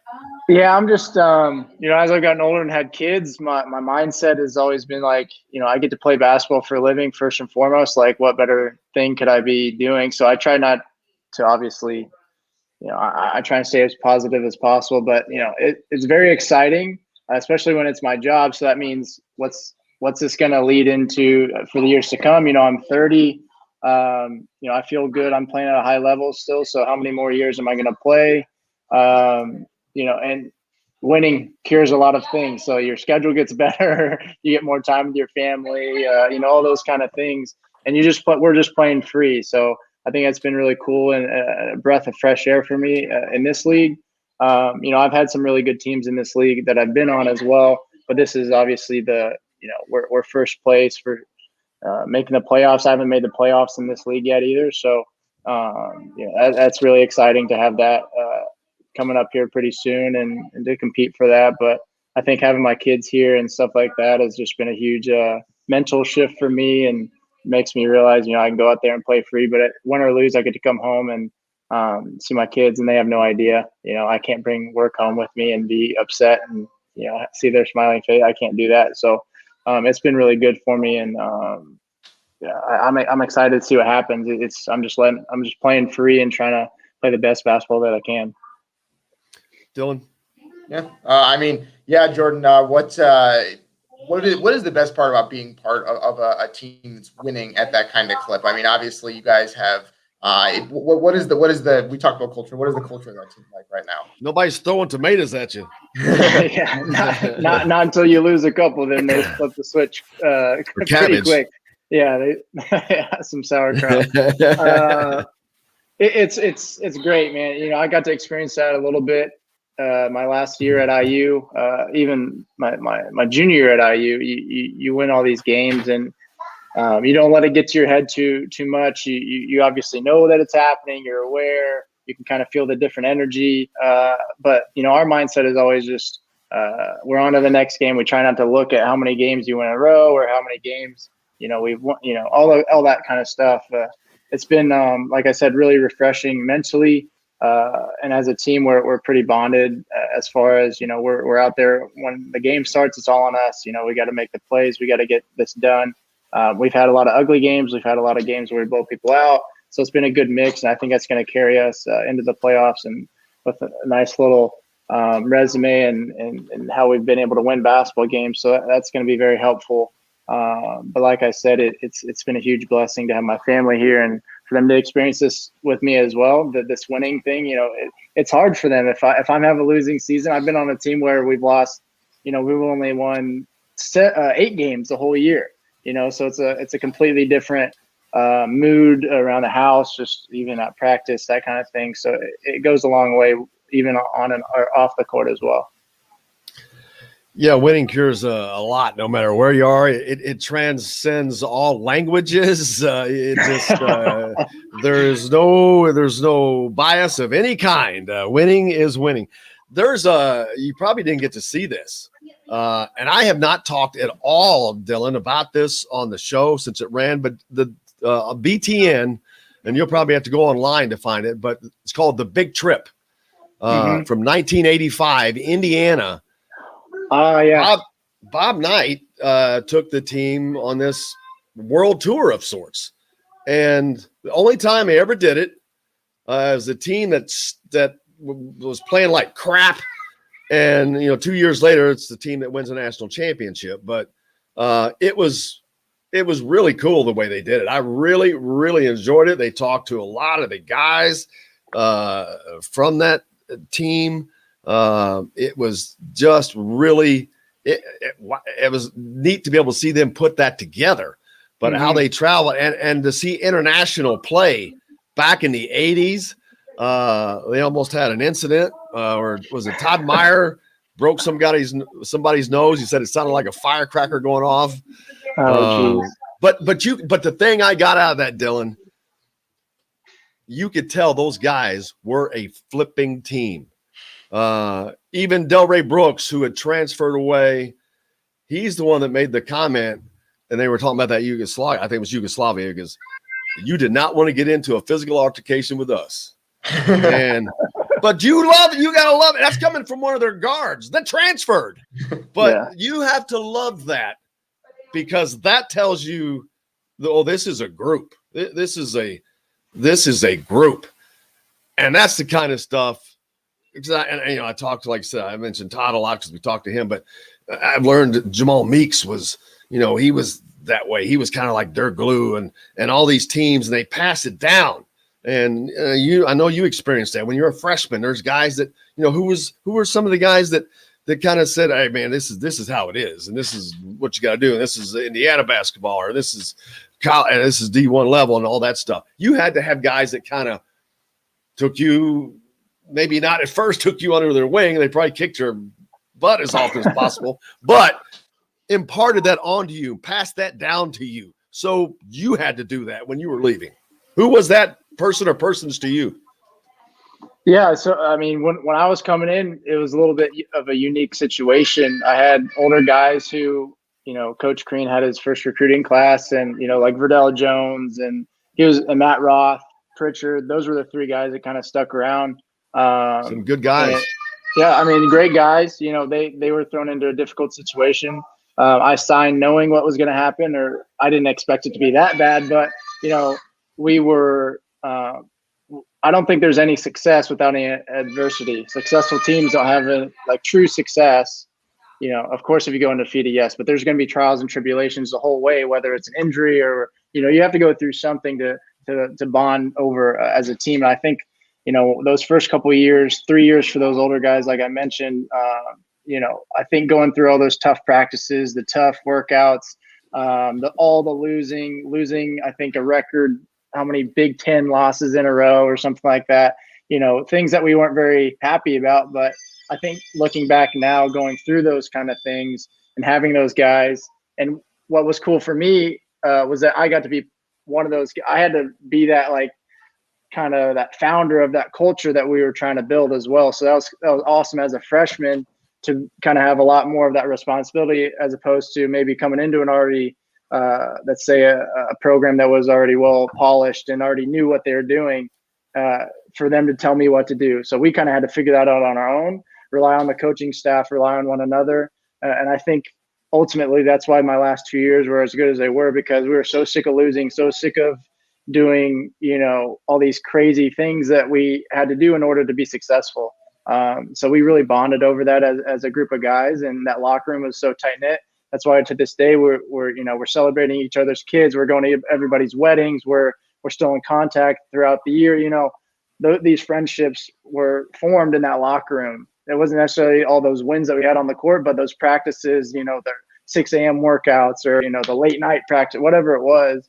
I think having to do that as a freshman and what we were able to do those harder years is why we were successful. And, like you mentioned, building that culture, we were able to do that just because we had guys who bought in and we knew what we needed to do. And it took a little bit, but we saw the benefits and the rewards from all that hard work.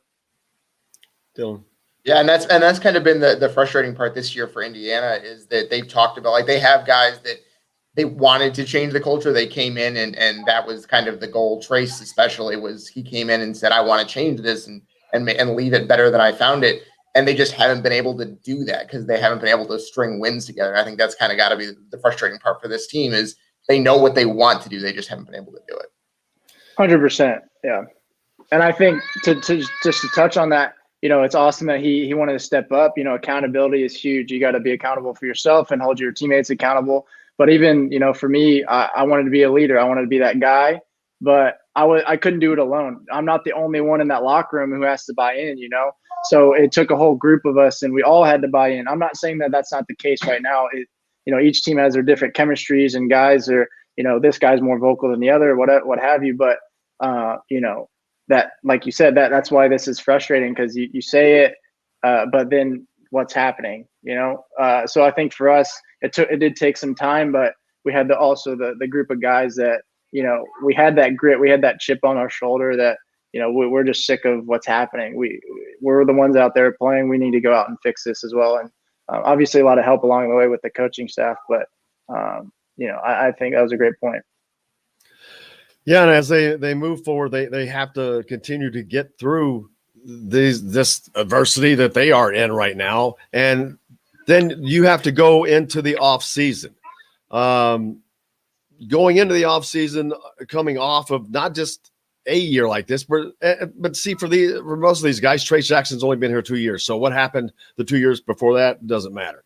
It doesn't matter to most of these guys. Jerome Hunter was here probably, but what do you do in this offseason? How do you attack this offseason? I mean, there doesn't seem to be the player development just really seems to be lacking for this team. And I know there's a big part of their responsibilities on the individual player. Whether they got to go do that with a trainer or just put the time in themselves, but that goes both ways. But whoever is responsible for it's just what hasn't seemed to be there. And that's been a gigantic issue because you're not, the team doesn't get better. And so then you kind of just start circling around waiting for other guys to get better. There has to be improvement. We've got, like I mentioned, Archie is the only coach to start with 4 non-winning conference seasons ever in the history of basketball. What is there to make next year's going to be different? They've got to do something different. What do they do as players? If they have to do this on their own, what do they do? Again, accountability. You got to look in the mirror. You got to go, find a coach, find somebody who can break down film with you. You got to be a student of the game. You got to understand, all right, what can I do better? Can I be better defensively? Obviously, everybody needs to work on shooting. Everybody needs to do this, do that. Okay, so then it's one thing to have the plan written out, but once you have that plan, and how are you going to attack that plan? What are you going to go to the gym? Are you just going to go and shoot lazy jump shots? Or are you going to actually go there for an hour and work your butt off, shoot game speed shots? And so they translate directly to the game. Like, you can have all the workout plans written out, but it's going to be up to those guys to take it upon themselves, look in the mirror and be like, all right, do I want to get better or not? Do I want to help my team grow or not? And that's really what it comes down to. As simple as that. Like for me, I knew what I had to do if I even wanted to play. If I wanted to be on the court, I know I had to be a 40+ 3-point percentage shooter. I know I have to be able to handle the ball. I know I got to be strong. I know I have to be in shape so I can play 30+ minutes every night. Like I knew what I needed to do. And I don't know if it's a mental thing or how you approach it. I don't know. I feel like if you're a high level player, like you should be approaching the game that way, especially if you want to go play at the next level. I'm playing in Europe. If your aspirations are for the NBA, like mine were, what does this guy do? You got to compare yourself to the best players in the country, in the league. So what are they doing? So you got to kind of find a way to separate yourself from the pack, but also, work on your own game, but work on things that are also going to help your team. I knew I had to become a better defender. One of the best things that happened was I had to guard Yogi Ferrell every day or Victor Oladipo every day. Like, I know I'm not going to be the best defender, but I'm going to try my hardest. Of course, I'm going to take charges. I'm going to do all the little things, but how can I get better? So I had one of the coaches, he sent me like game film where I need to do this, do that, close the gap. How can I, watch film of other guys playing defense? So you got to take it upon yourself. If it's individual thing, you just got to go out. Yeah, you can go out and do the work, but you have to have a purpose behind it as well and understand, this is what it's going to take for you guys to actually get better. And then once everybody does that collectively, everybody's like, oh, I did this, did that. Now we can all mesh it. Great. But we had guys who stayed all summer long. I know with COVID, it's been different, but we had guys who sacrificed their whole summer because we were sick of it, man. We were together all summer, playing pickup, doing whatever we could. It just depends on the mindset. Jordan, go ahead, Dylan. Yeah, I was just going to ask Jordan, like that brings up a good point, is how much you said that you knew what you had to do, but how much of that was because your coaches told you this is what you need to do to get on the court, and how much was just because you knew as a basketball player what you needed to do? No, of course. Yeah. I didn't do any of, I think my success didn't come alone. So whether it was my dad or the coaching staff, obviously shooting wise, you can kind of figure out, I need to be a better 3-point shooter. Okay, great. get the drills. There's a million drills. It doesn't matter what drills you're doing, at the end of the day, as long as you're getting your reps up and, working on the things that are going to help your team ultimately. So, of course, I had a plan laid out. I had a great group of guys, teammates who also wanted to do the work with me every day. But I had, workout plans or whatever I needed from the coaching staff as well. But I also showed the initiative of going to them saying like, all right, what do I need to do? What do I need to do? That kind of thing. Yeah. Oh, this looks like he's ready to get outside. Did you guys get snow over there? Well, actually, it's been like 60 degrees the last week every day. So I've been outside with the kids, and today it decided to get cold. So they're for sure going to get some cold symptoms or something going on. So we got to get them bundled up. One of the things Juwan Howard did is get assistants around him to help him transition into the college game. Now, why am I drawing a blank all of a sudden on the guy that's been there for like 25 years? Daggone it. But anyway, he hired an assistant. It had been a long time college coach.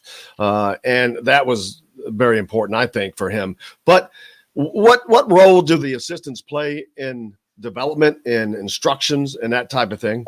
Who's doing most of the instruction? Yeah, I don't know if the rules have changed. Obviously, they have different rules in the summertime with how much they can be involved if they're around. If you have I don't even know what it is anymore. For us, it was a little bit different. But we were fortunate too. We had a GA by the name of Seth Cooper who went on to be with Coach McClain at UIC, and he had been with the Clippers before he got to IU. But he was an older GA, but he was our workout guy, man. He sent us all the stuff that we needed. He's the guy who helped Vic a lot in the early goings when Vic wanted to be in the gym 3 times a day. He helped a lot with the player development. Coach Crean obviously was huge on the player development as well in our individual work in the summer when he did have time for us. The allotted time for us. Oh, hold on. Hey. Well, Tom Crean does, as we talk about, if you look at the Indiana NBA players, 7 out of the 9 NBA players, Jordan, are Tom Crean players. Right. But again, okay, so coach would have us in the individual work. Perfect. We got to work on game-like situations, stuff that we're going to see in the game and our system. But then guys were in the gyms by themselves too, working on things that they wanted to get better at as well. So it was a good mix that we were able to do. But assistant coach, Coach Buckley was a huge influence on me. He's the one who recruited me. He was kind of my shooting guy too. If ever I was, in a shooting slump or whatever, he kind of helped relax and just go back to the basics, stuff like that. But yeah, assistant coaches they're going to do what they're best at, and they're going to try and help the guys as much as they can in their specific, I guess best attributes. I don't know, but everybody can coach. Everybody knows the game at that level. So, but they were a huge influence. Well, I've stumbled onto a little secret here, Dylan and Jordan, because we've talked about Indiana needing a shot doctor so desperately. When we do the post-game shows with Todd Leary, people are saying you should be the shot coach for them, and there's something there. There's been several up here saying you should be the shot coach for them as well. But actually, the truth I live right down the road, so they know where to find me. Well, and if you live down the road and you took graduate classes, you could be a graduate assistant. So you could actually be a shot coach for them because there are rules. That's why they can't you can't go in there and help them. Todd or whoever, it doesn't matter. Steve Alford cannot walk in and work with those guys, which is stupid and crazy and that of all the dumb rules. But anyway, could they hire me as a trainer? As a graduate, the kid couldn't hire me as a trainer, huh? Oh yes, that's separate. Yes, see that's exactly what they need to be doing when you come back. Well, I'm not. That's not what I meant by that. I was just asking specifically about the rule. No, but that I talked about that. But I said that on the post game show with Todd last night because of these rules. I said, well, but they could probably individually work with you. And yes, they could. And it's the same with you. Yes, they could individually. But they need to do that. I'd be happy. I love teaching the game. I do it in my off season with other kids around. I like to think of myself as a pretty good shooter. And I think I can teach it really well too. But again, it's got to be, the kids got to want to do it. And if you're forced, it's just like if you force, if I were to force my son, Jack, hey, you're gonna go play basketball, and he didn't want to play basketball. Like, he's not gonna give it 100%. Now, if somebody sought me out and really wanted that to happen, I'd be more than happy to do that. I think, it could be really good. Again, I'm right down the street. I just bought a house in Bloomington, so I'm good in the summer times. But I think, all joking aside, it just comes down to you say that you want it, you want to change, you want to, whatever it is, you want to become a better shooter. You need to get a 15-foot jump shot. You got to actually go out and do it. You got to hold yourself accountable, even days you don't feel like it. It's cliche, but that's just how it is, man. That's how you get to the higher levels. Hi, buddy. Phil Martelli from St. Joe's. That's who I was. Yeah, there it is. Hoosier had it up there too. Yeah, Phil Martelli. That's who I was trying to think of. But yeah, let's see. Archie Forrest says, I think Archie will remain as coach, but I believe he will be required to make some changes with his staff. You know what? That's probably true there, Forrest. I cannot say that's a lie, but we'll see. But anyway, I know you guys, you need to get going, Jordan, so I'm going to let you get going, man. I cannot thank you enough. I'm supposed to have lunch with your dad today, ironically. There you go. Make sure he buys you a nice warm meal there, Jim. There's the alarm going off as a reminder. We'll see. But yeah, I cannot thank you enough, man. Appreciate you. Go out and have fun with those kiddos, man. We'll do this again soon. Sounds great, man. Appreciate Stay on the winning side. I'll try to. Dylan, nice to meet you, man. Yeah, appreciate it, Jordan. Thanks. Nice to meet you as well. And hurry up and get back over here for the JH1. We got to get that stuff going, man. That's we get the kids out in the summer. I know. Looking to do some shows out there from the camps. A possibility of your camp happening this summer? Yeah, I mean, again, I'm not there. I don't know what I know rules are changing all the time, but it's always my plan to try and have a camp. I'm for sure going to do my training. Individual and group training, and then maybe some clinics, some shooting clinics or workout clinics, who's ever interested. But yeah, having a camp this summer in Bloomington is the goal. Trying to find the time to do that, is going to be a hard part that works with everybody's schedule. But yeah, I'd love to get that done. JH1 continues to grow little by little each year. So it's my baby. So I got to make sure it keeps on the positive side. And, I got a lot of good people who are helping me out with it, in my time when I'm over here. It's a little bit harder to keep my hand all over it, going, especially through the difficult time with the kids playing, they're not playing, all that stuff going on right now. But yeah, we'll see what happens this summer. I'm excited about, things hopefully opening back up for the kiddos. Yeah, and I'm sending you a message because you have failed to send me all the JH1 info. We'll get that up on the Hoosier.com website for you. It's on a sticky thread, so put that up there. But thank you so much, brother. Go out and have a good time with the kids. Please thank the wife. Will do, yeah. She's a saint. We appreciate her so much. Thank you, guys. Dylan, I know you've been busy, and you stay busy because you've got high school now to cover. You've got at least Purdue to cover. Well, you'll have IU and Purdue, and you got to cover Notre Dame in the ACC tournament. I'll probably do Indiana and Purdue in the Big Ten tournament, and then if and when those teams are both eliminated, I will switch over and do the Indiana women as long as they are in. Because I'll just stay down in Indianapolis for that.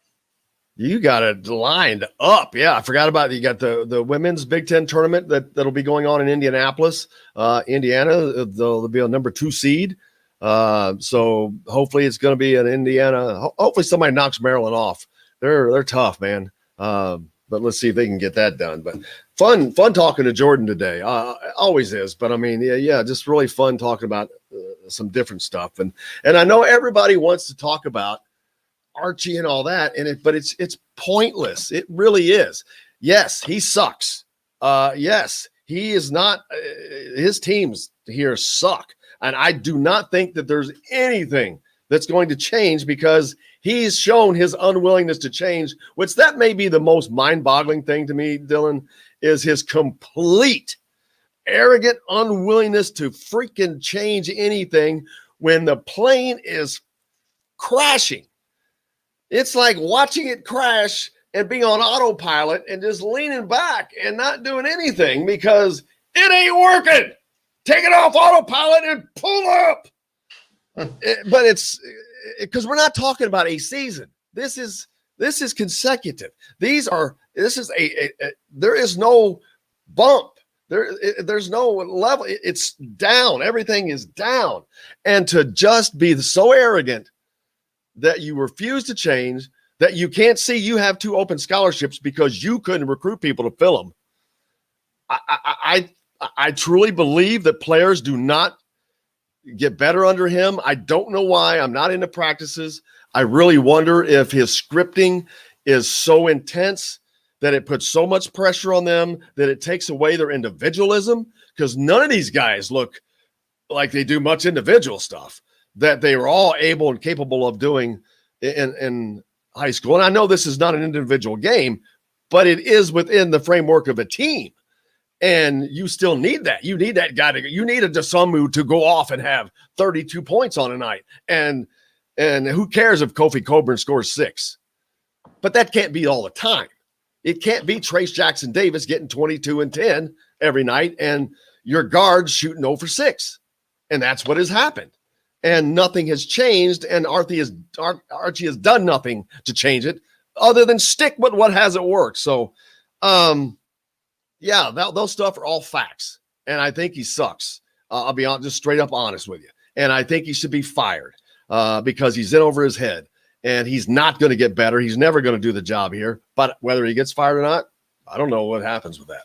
And so we might as well just wait and see what happens.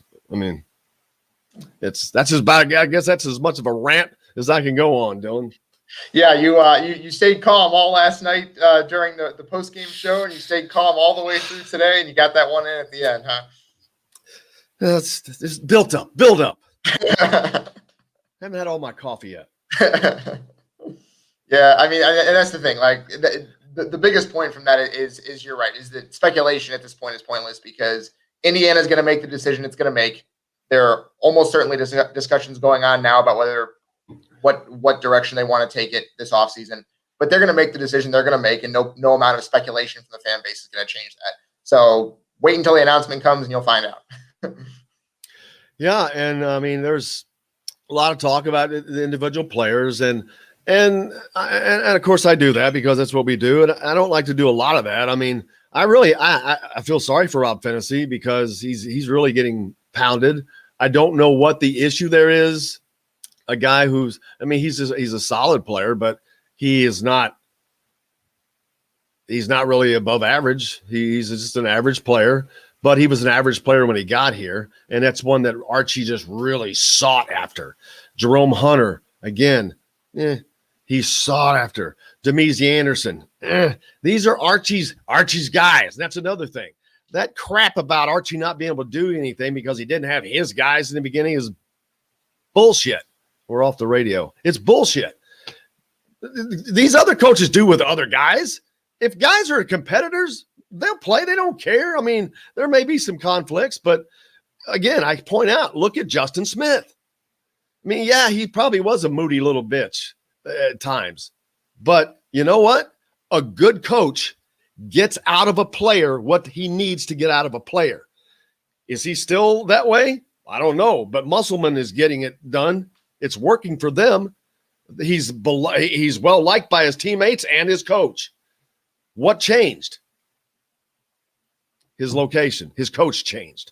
So I really, there's a lot that you have to look at. Again, not being in the locker room or the practices, Dylan, we have to speculate. And speculating, it sucks. Even though when you think you're really honing in on something, it still sucks because without knowing, I tell people all the time, you don't know what you don't know.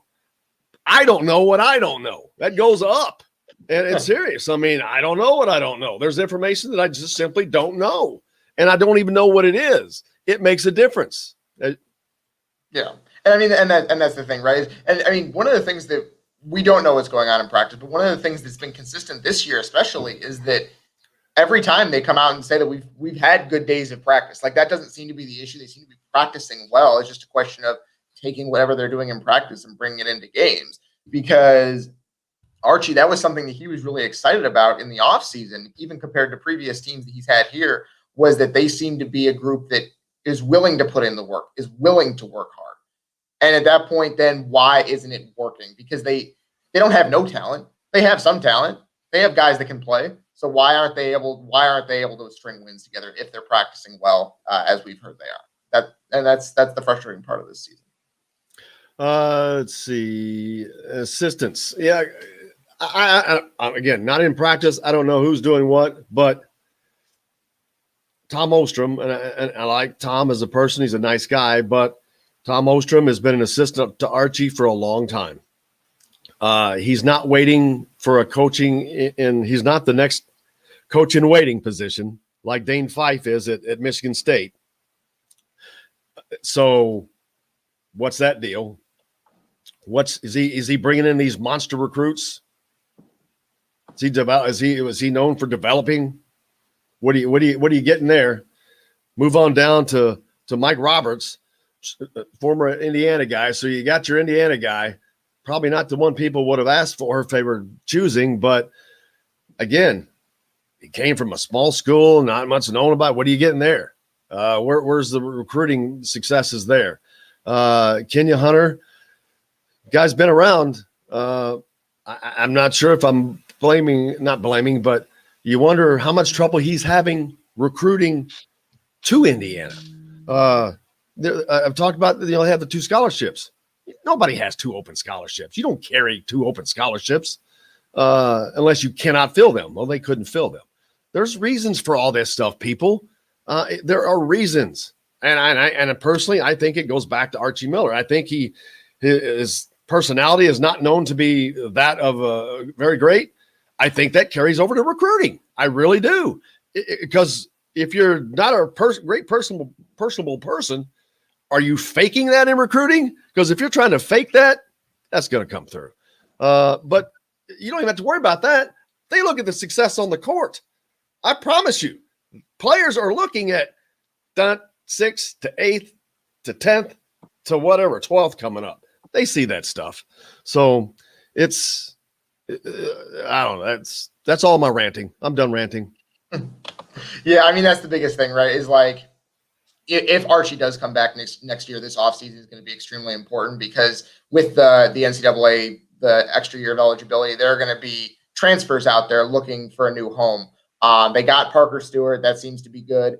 They are going to need to go fill out the roster, go get some more talent, get a big man, because if Trace leaves, they're going to need it, right? Especially if Joey Brunk decides he's done and he doesn't want to come back anymore. So yeah, the transfer portal is where India is going to have to hit it really hard this offseason. But the thing is, again, who wants to come here? Why? Okay, Todd talks about this, and it scares me when he does. Trace Jackson Davis. All right, if you're coming back, because maybe many people thought he was going to leave to go to the league. I cannot imagine that happening now. But if you're coming back, it has to be with a goal of playing in an NCAA game, in a tournament. And this team is not going well. They have to have Trace Jackson Davis. Without him, I don't even want to begin the discussion on this team without Trace Jackson Davis next year. So that should probably be Hoosier fans' biggest concerns if Trace Jackson Davis is coming back, on whether or not Archie Miller is coming back, because I can promise you Trace Jackson Davis not being here will hurt Indiana worse than Archie Miller being here. Yeah, I think that's the biggest thing. Whether Indiana makes the NCAA tournament next year will hinge more on whether Trace is back than whether Archie comes back, obviously. But yeah, I mean, that's the biggest news of this offseason, more than likely. Trace, I would assume, is probably not coming back. But I don't have any special intel on that, but I would assume that he's not. So you're going to have to try to start building a team around him, building a team around someone new. Where's he going, though? He's not being drafted. Late second round. Yeah, but I mean, the question is whether staying improves his draft stock at all. And I think we saw this year that it doesn't. So you probably leave. Because, I mean, the one thing that's separating him from being a quality NBA player is his jump shooting. Yes, that's on him. That's why this year didn't help him, because he didn't help himself. Right. And I guess you could say maybe if he stays another offseason and develops a jump shot, then he could make himself some significant money next year. But chances are he would probably feel like I can develop that in the NBA just as well as I can in college or in the G League, you know? So I would assume that that's probably the calculus for him right now, but also it'll probably be affected by what feedback he gets from the scouts, because they do that now with the feedback at the combine and what feedback he gets from them. So yeah, we'll see whether that's what they say and what decision he makes, but that's going to be the biggest decision for Indiana right away. Yeah, we talk about a lot. People say, oh, he's not ready. He's not ready. It's not about being ready. It's about whether or not they think you have the potential. They'll get you ready. If they think you have the potential, they will draft you. It's not about ready. They're not expecting you to come in and start playing. So that's fans get a little excited about that. Archie landed the last 3 Mr. Basketballs. Yeah, but what good did it do him? He got Romeo Langford. He got very little out of that. I mean, the only thing you got out of that was the fact that you landed Romeo Langford. That was it. You didn't really get much out of him. I mean, he was a high-scoring freshman, but it did not really help the team. Then going forward, maybe it helped with a little recruiting bump, but that's quickly washed away without success. With Trace Jackson Davis acting like he did last night, you know, people seeing that level of frustration that it's coming up now. They certainly didn't get the last Mr. Basketball, and they should have. Probably of all the Mr. Basketballs they should have gotten, that's the one they should have. And people got to quit forgetting the only reason he got Romeo Langford, and it is the only reason, is because Rick Pitino was fired at Louisville. Romeo was going across the river to Louisville. I promise you that. That's guaranteed. It's a done deal. He does not come to Indiana. So that was just a lucky stroke. So I don't give Archie credit for that. And, you know, that's something else. He's been a head coach, Dylan, for a decade. To me, he's put 0 players in the league. I know 6 of those were at Dayton. I don't care. Obi Toppin came from Dayton just last year. Jai Morant came from frickin' Murray State. That's where these guys come from all over. They develop and get better. 10 years, not put a player in the league. Romeo didn't count. Romeo came here as a projected 5 pick and left as a 12. So he regressed. Juwan Morgan was a Crean guy. He does not develop. I don't think he develops talent. I mean, I think there are just a lot of examples that show that. But that's, who am I? I'm not an expert. I'm seriously not an expert. Just my opinion. Huh. Some guy with a mic, right? The mouth. Oh, Tim's headed to Bubba's 33. That's great. It is almost lunchtime. I got to let Dylan get running here. Let's see. Yeah, I agree with the way he's playing. He should come back, but we'll see if that happens. He does need to come back. Forrest and everybody else, thanks to all you guys today. We appreciate you. I'm glad we could do the overtime. We just started doing that, just Dylan, and we used to do it 2 hours anyway. But COVID, we got taken back, and then one of the radio stations wanted us to start doing more time again, so we were doing an hour and a half. And then I'm like, hey, you know what? We didn't get to finish that segment, and I really like to keep going because there's always some fun stuff to talk about. So this is always fun to do. Plus, it's more relaxed, and so yeah, you can talk about whatever. What do you have coming up that people need to know about, though? Well, I mean, the biggest thing coming up is the NCAA tournament. Yeah, the Big Ten tournament. I will be in Indianapolis almost all of next week. Just staying down there and doing Indiana, Purdue, Indiana women. We have high schools up here. As we've talked about before, Fort Wayne has several good high school teams this year on the boys' side, so that'll be fun to cover as well. So things are heating up here. It is March. Yes, it is March, man, and it is March. And I mean, Hoosier hysteria is taking on a form never before with all of the basketball that is going on. It's crazy. Indiana high school, the Big Ten, men's, women's, the NCAA, the men's, the boys' state finals after that. It is going to be just the most spectacular time. And you know what's going to suck about it? I'm probably going to have to spend my time at least a couple of days in Dallas, Texas, instead of being here. I mean, I'm sure the weather will be pretty nice down there. Will it? Well, it wasn't a couple weeks ago. I think it should be by the time you get there. It's certainly so, man. I hope you guys go out and have a great day.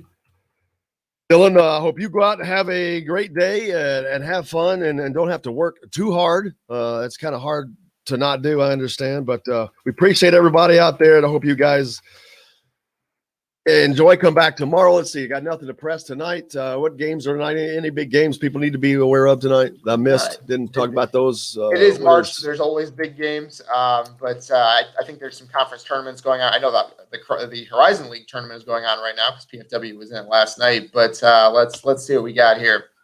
I have not seen a big game yet. Minnesota, Penn State. All right, there you go. Minnesota. This is going to determine. This will probably determine whether or not Indiana is in the bottom four. Yes. If they win that game, and Penn State doesn't need to win that game. They have no shot. They're at home. So, and Minnesota's playing on the road. Yeah. They're still over. They're tough. Dude, yeah. I was looking at the standings yesterday. That 0-9 just jumps off of that damn chart. I mean, there was a ton of numbers on this chart, and all I could see was this 0-9 over here is it is humongous. Yes. But yeah, maybe they shock the world and get their. That would just do everything for them. That would put them in the NCAA tournament. That would do everything. It would kick them out of the bottom four in the Big Ten tournament and kick Indiana into it. So. Yeah, there's a lot of low-level games tonight. Creighton Villanova's playing, though. Mississippi State, Texas A&M. UCLA, Oregon should be fun. If you're inclined to stay up that late. That's what comes on at 9. So get some West Coast basketball in you. It's not as bad as normal. I watch almost all of UCLA's games. Enjoy watching Michael Lewis and Mick Cronin and those guys. They're in first place in the Pac-12 right now. Lost a tough one the other night on the road to Colorado. No, I didn't text Michael after that one. I was like, yeah, I'm gonna leave that one to go. But they've got a big one with USC coming up, I think, who is also up near the top of the standings. Maryland, Northwestern. Northwestern, of course, they have no shot in. Maryland is 9-9 in the conference, 15-10 overall. They're squarely in the tournament. They've been surging lately. They're one of the hotter teams in the conference. Well, I remember talking about them several games ago because their end of season schedule was set up. Back when them and Indiana were like right here, I'm like, well, Indiana's screwed because look who Indiana's got. Indiana's got all the games we've had, Rutgers, all these ranked teams, and you end up with Michigan and Purdue. Well, Maryland was playing Northwestern and Nebraska and all those guys, so it worked out very, very well for them. Other than that, I'm not seeing that's it. So it's going to wrap it up, man. So I guess we're going to let everybody get out of here. Dominic says Romeo was very good for a momentum program at the time. People were excited about Archie, but lack of Big Ten success story appearances have undone. Exactly. Dominic, you're right on, man. Exactly. I mean, the Romeo thing was a home run in PR. But that's why I think Archie is. I have zero confidence in Archie because I think he's in a cowboy world. He's all hat and no cattle. You can give him all the talent in the world you want, but it's not going to matter. You could give him an all-American squad and give, say, someone like Bob Knight a mediocre squad. Bob Knight would beat him with his, and if they swapped, he'd beat him with his too. That kind of a deal, the old Bum Phillips saying, he'd take his and beat urine and beat his. But I just believe that. I think it's the lack of adaptability from a coaching standpoint, the rigidity of being on a script and a script only, that I think that there's maybe the inability to change outside of it. I don't know, but it's just not. Another rant. Going it all daggone day, Dylan. Brother, I appreciate you, man. I hope you have fun and get outside today and don't work too hard. We'll look forward to doing it again. I'm sure I will talk to you soon. Absolutely, Jim. Always glad to do it. Thanks for having me on.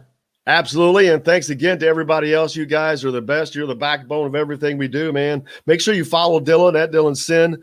Keep up with him. He's going to be out all over the place coming up with the tournaments and all that, as me as well, at Jim Coyle ISP on Twitter. Please give me a follow. Make sure you subscribe at YouTube. I should have said this, and I got to get my producer to start reminding me. Next year, the postgame show is all going to be on YouTube. We're not going to be on Facebook. It will all be on YouTube. So start getting transferred over there, man. But everybody, go out and have yourselves a great day. Wear your mask. Do something nice for somebody. Until tomorrow, I'm Jim Coyle. I will see you on the radio.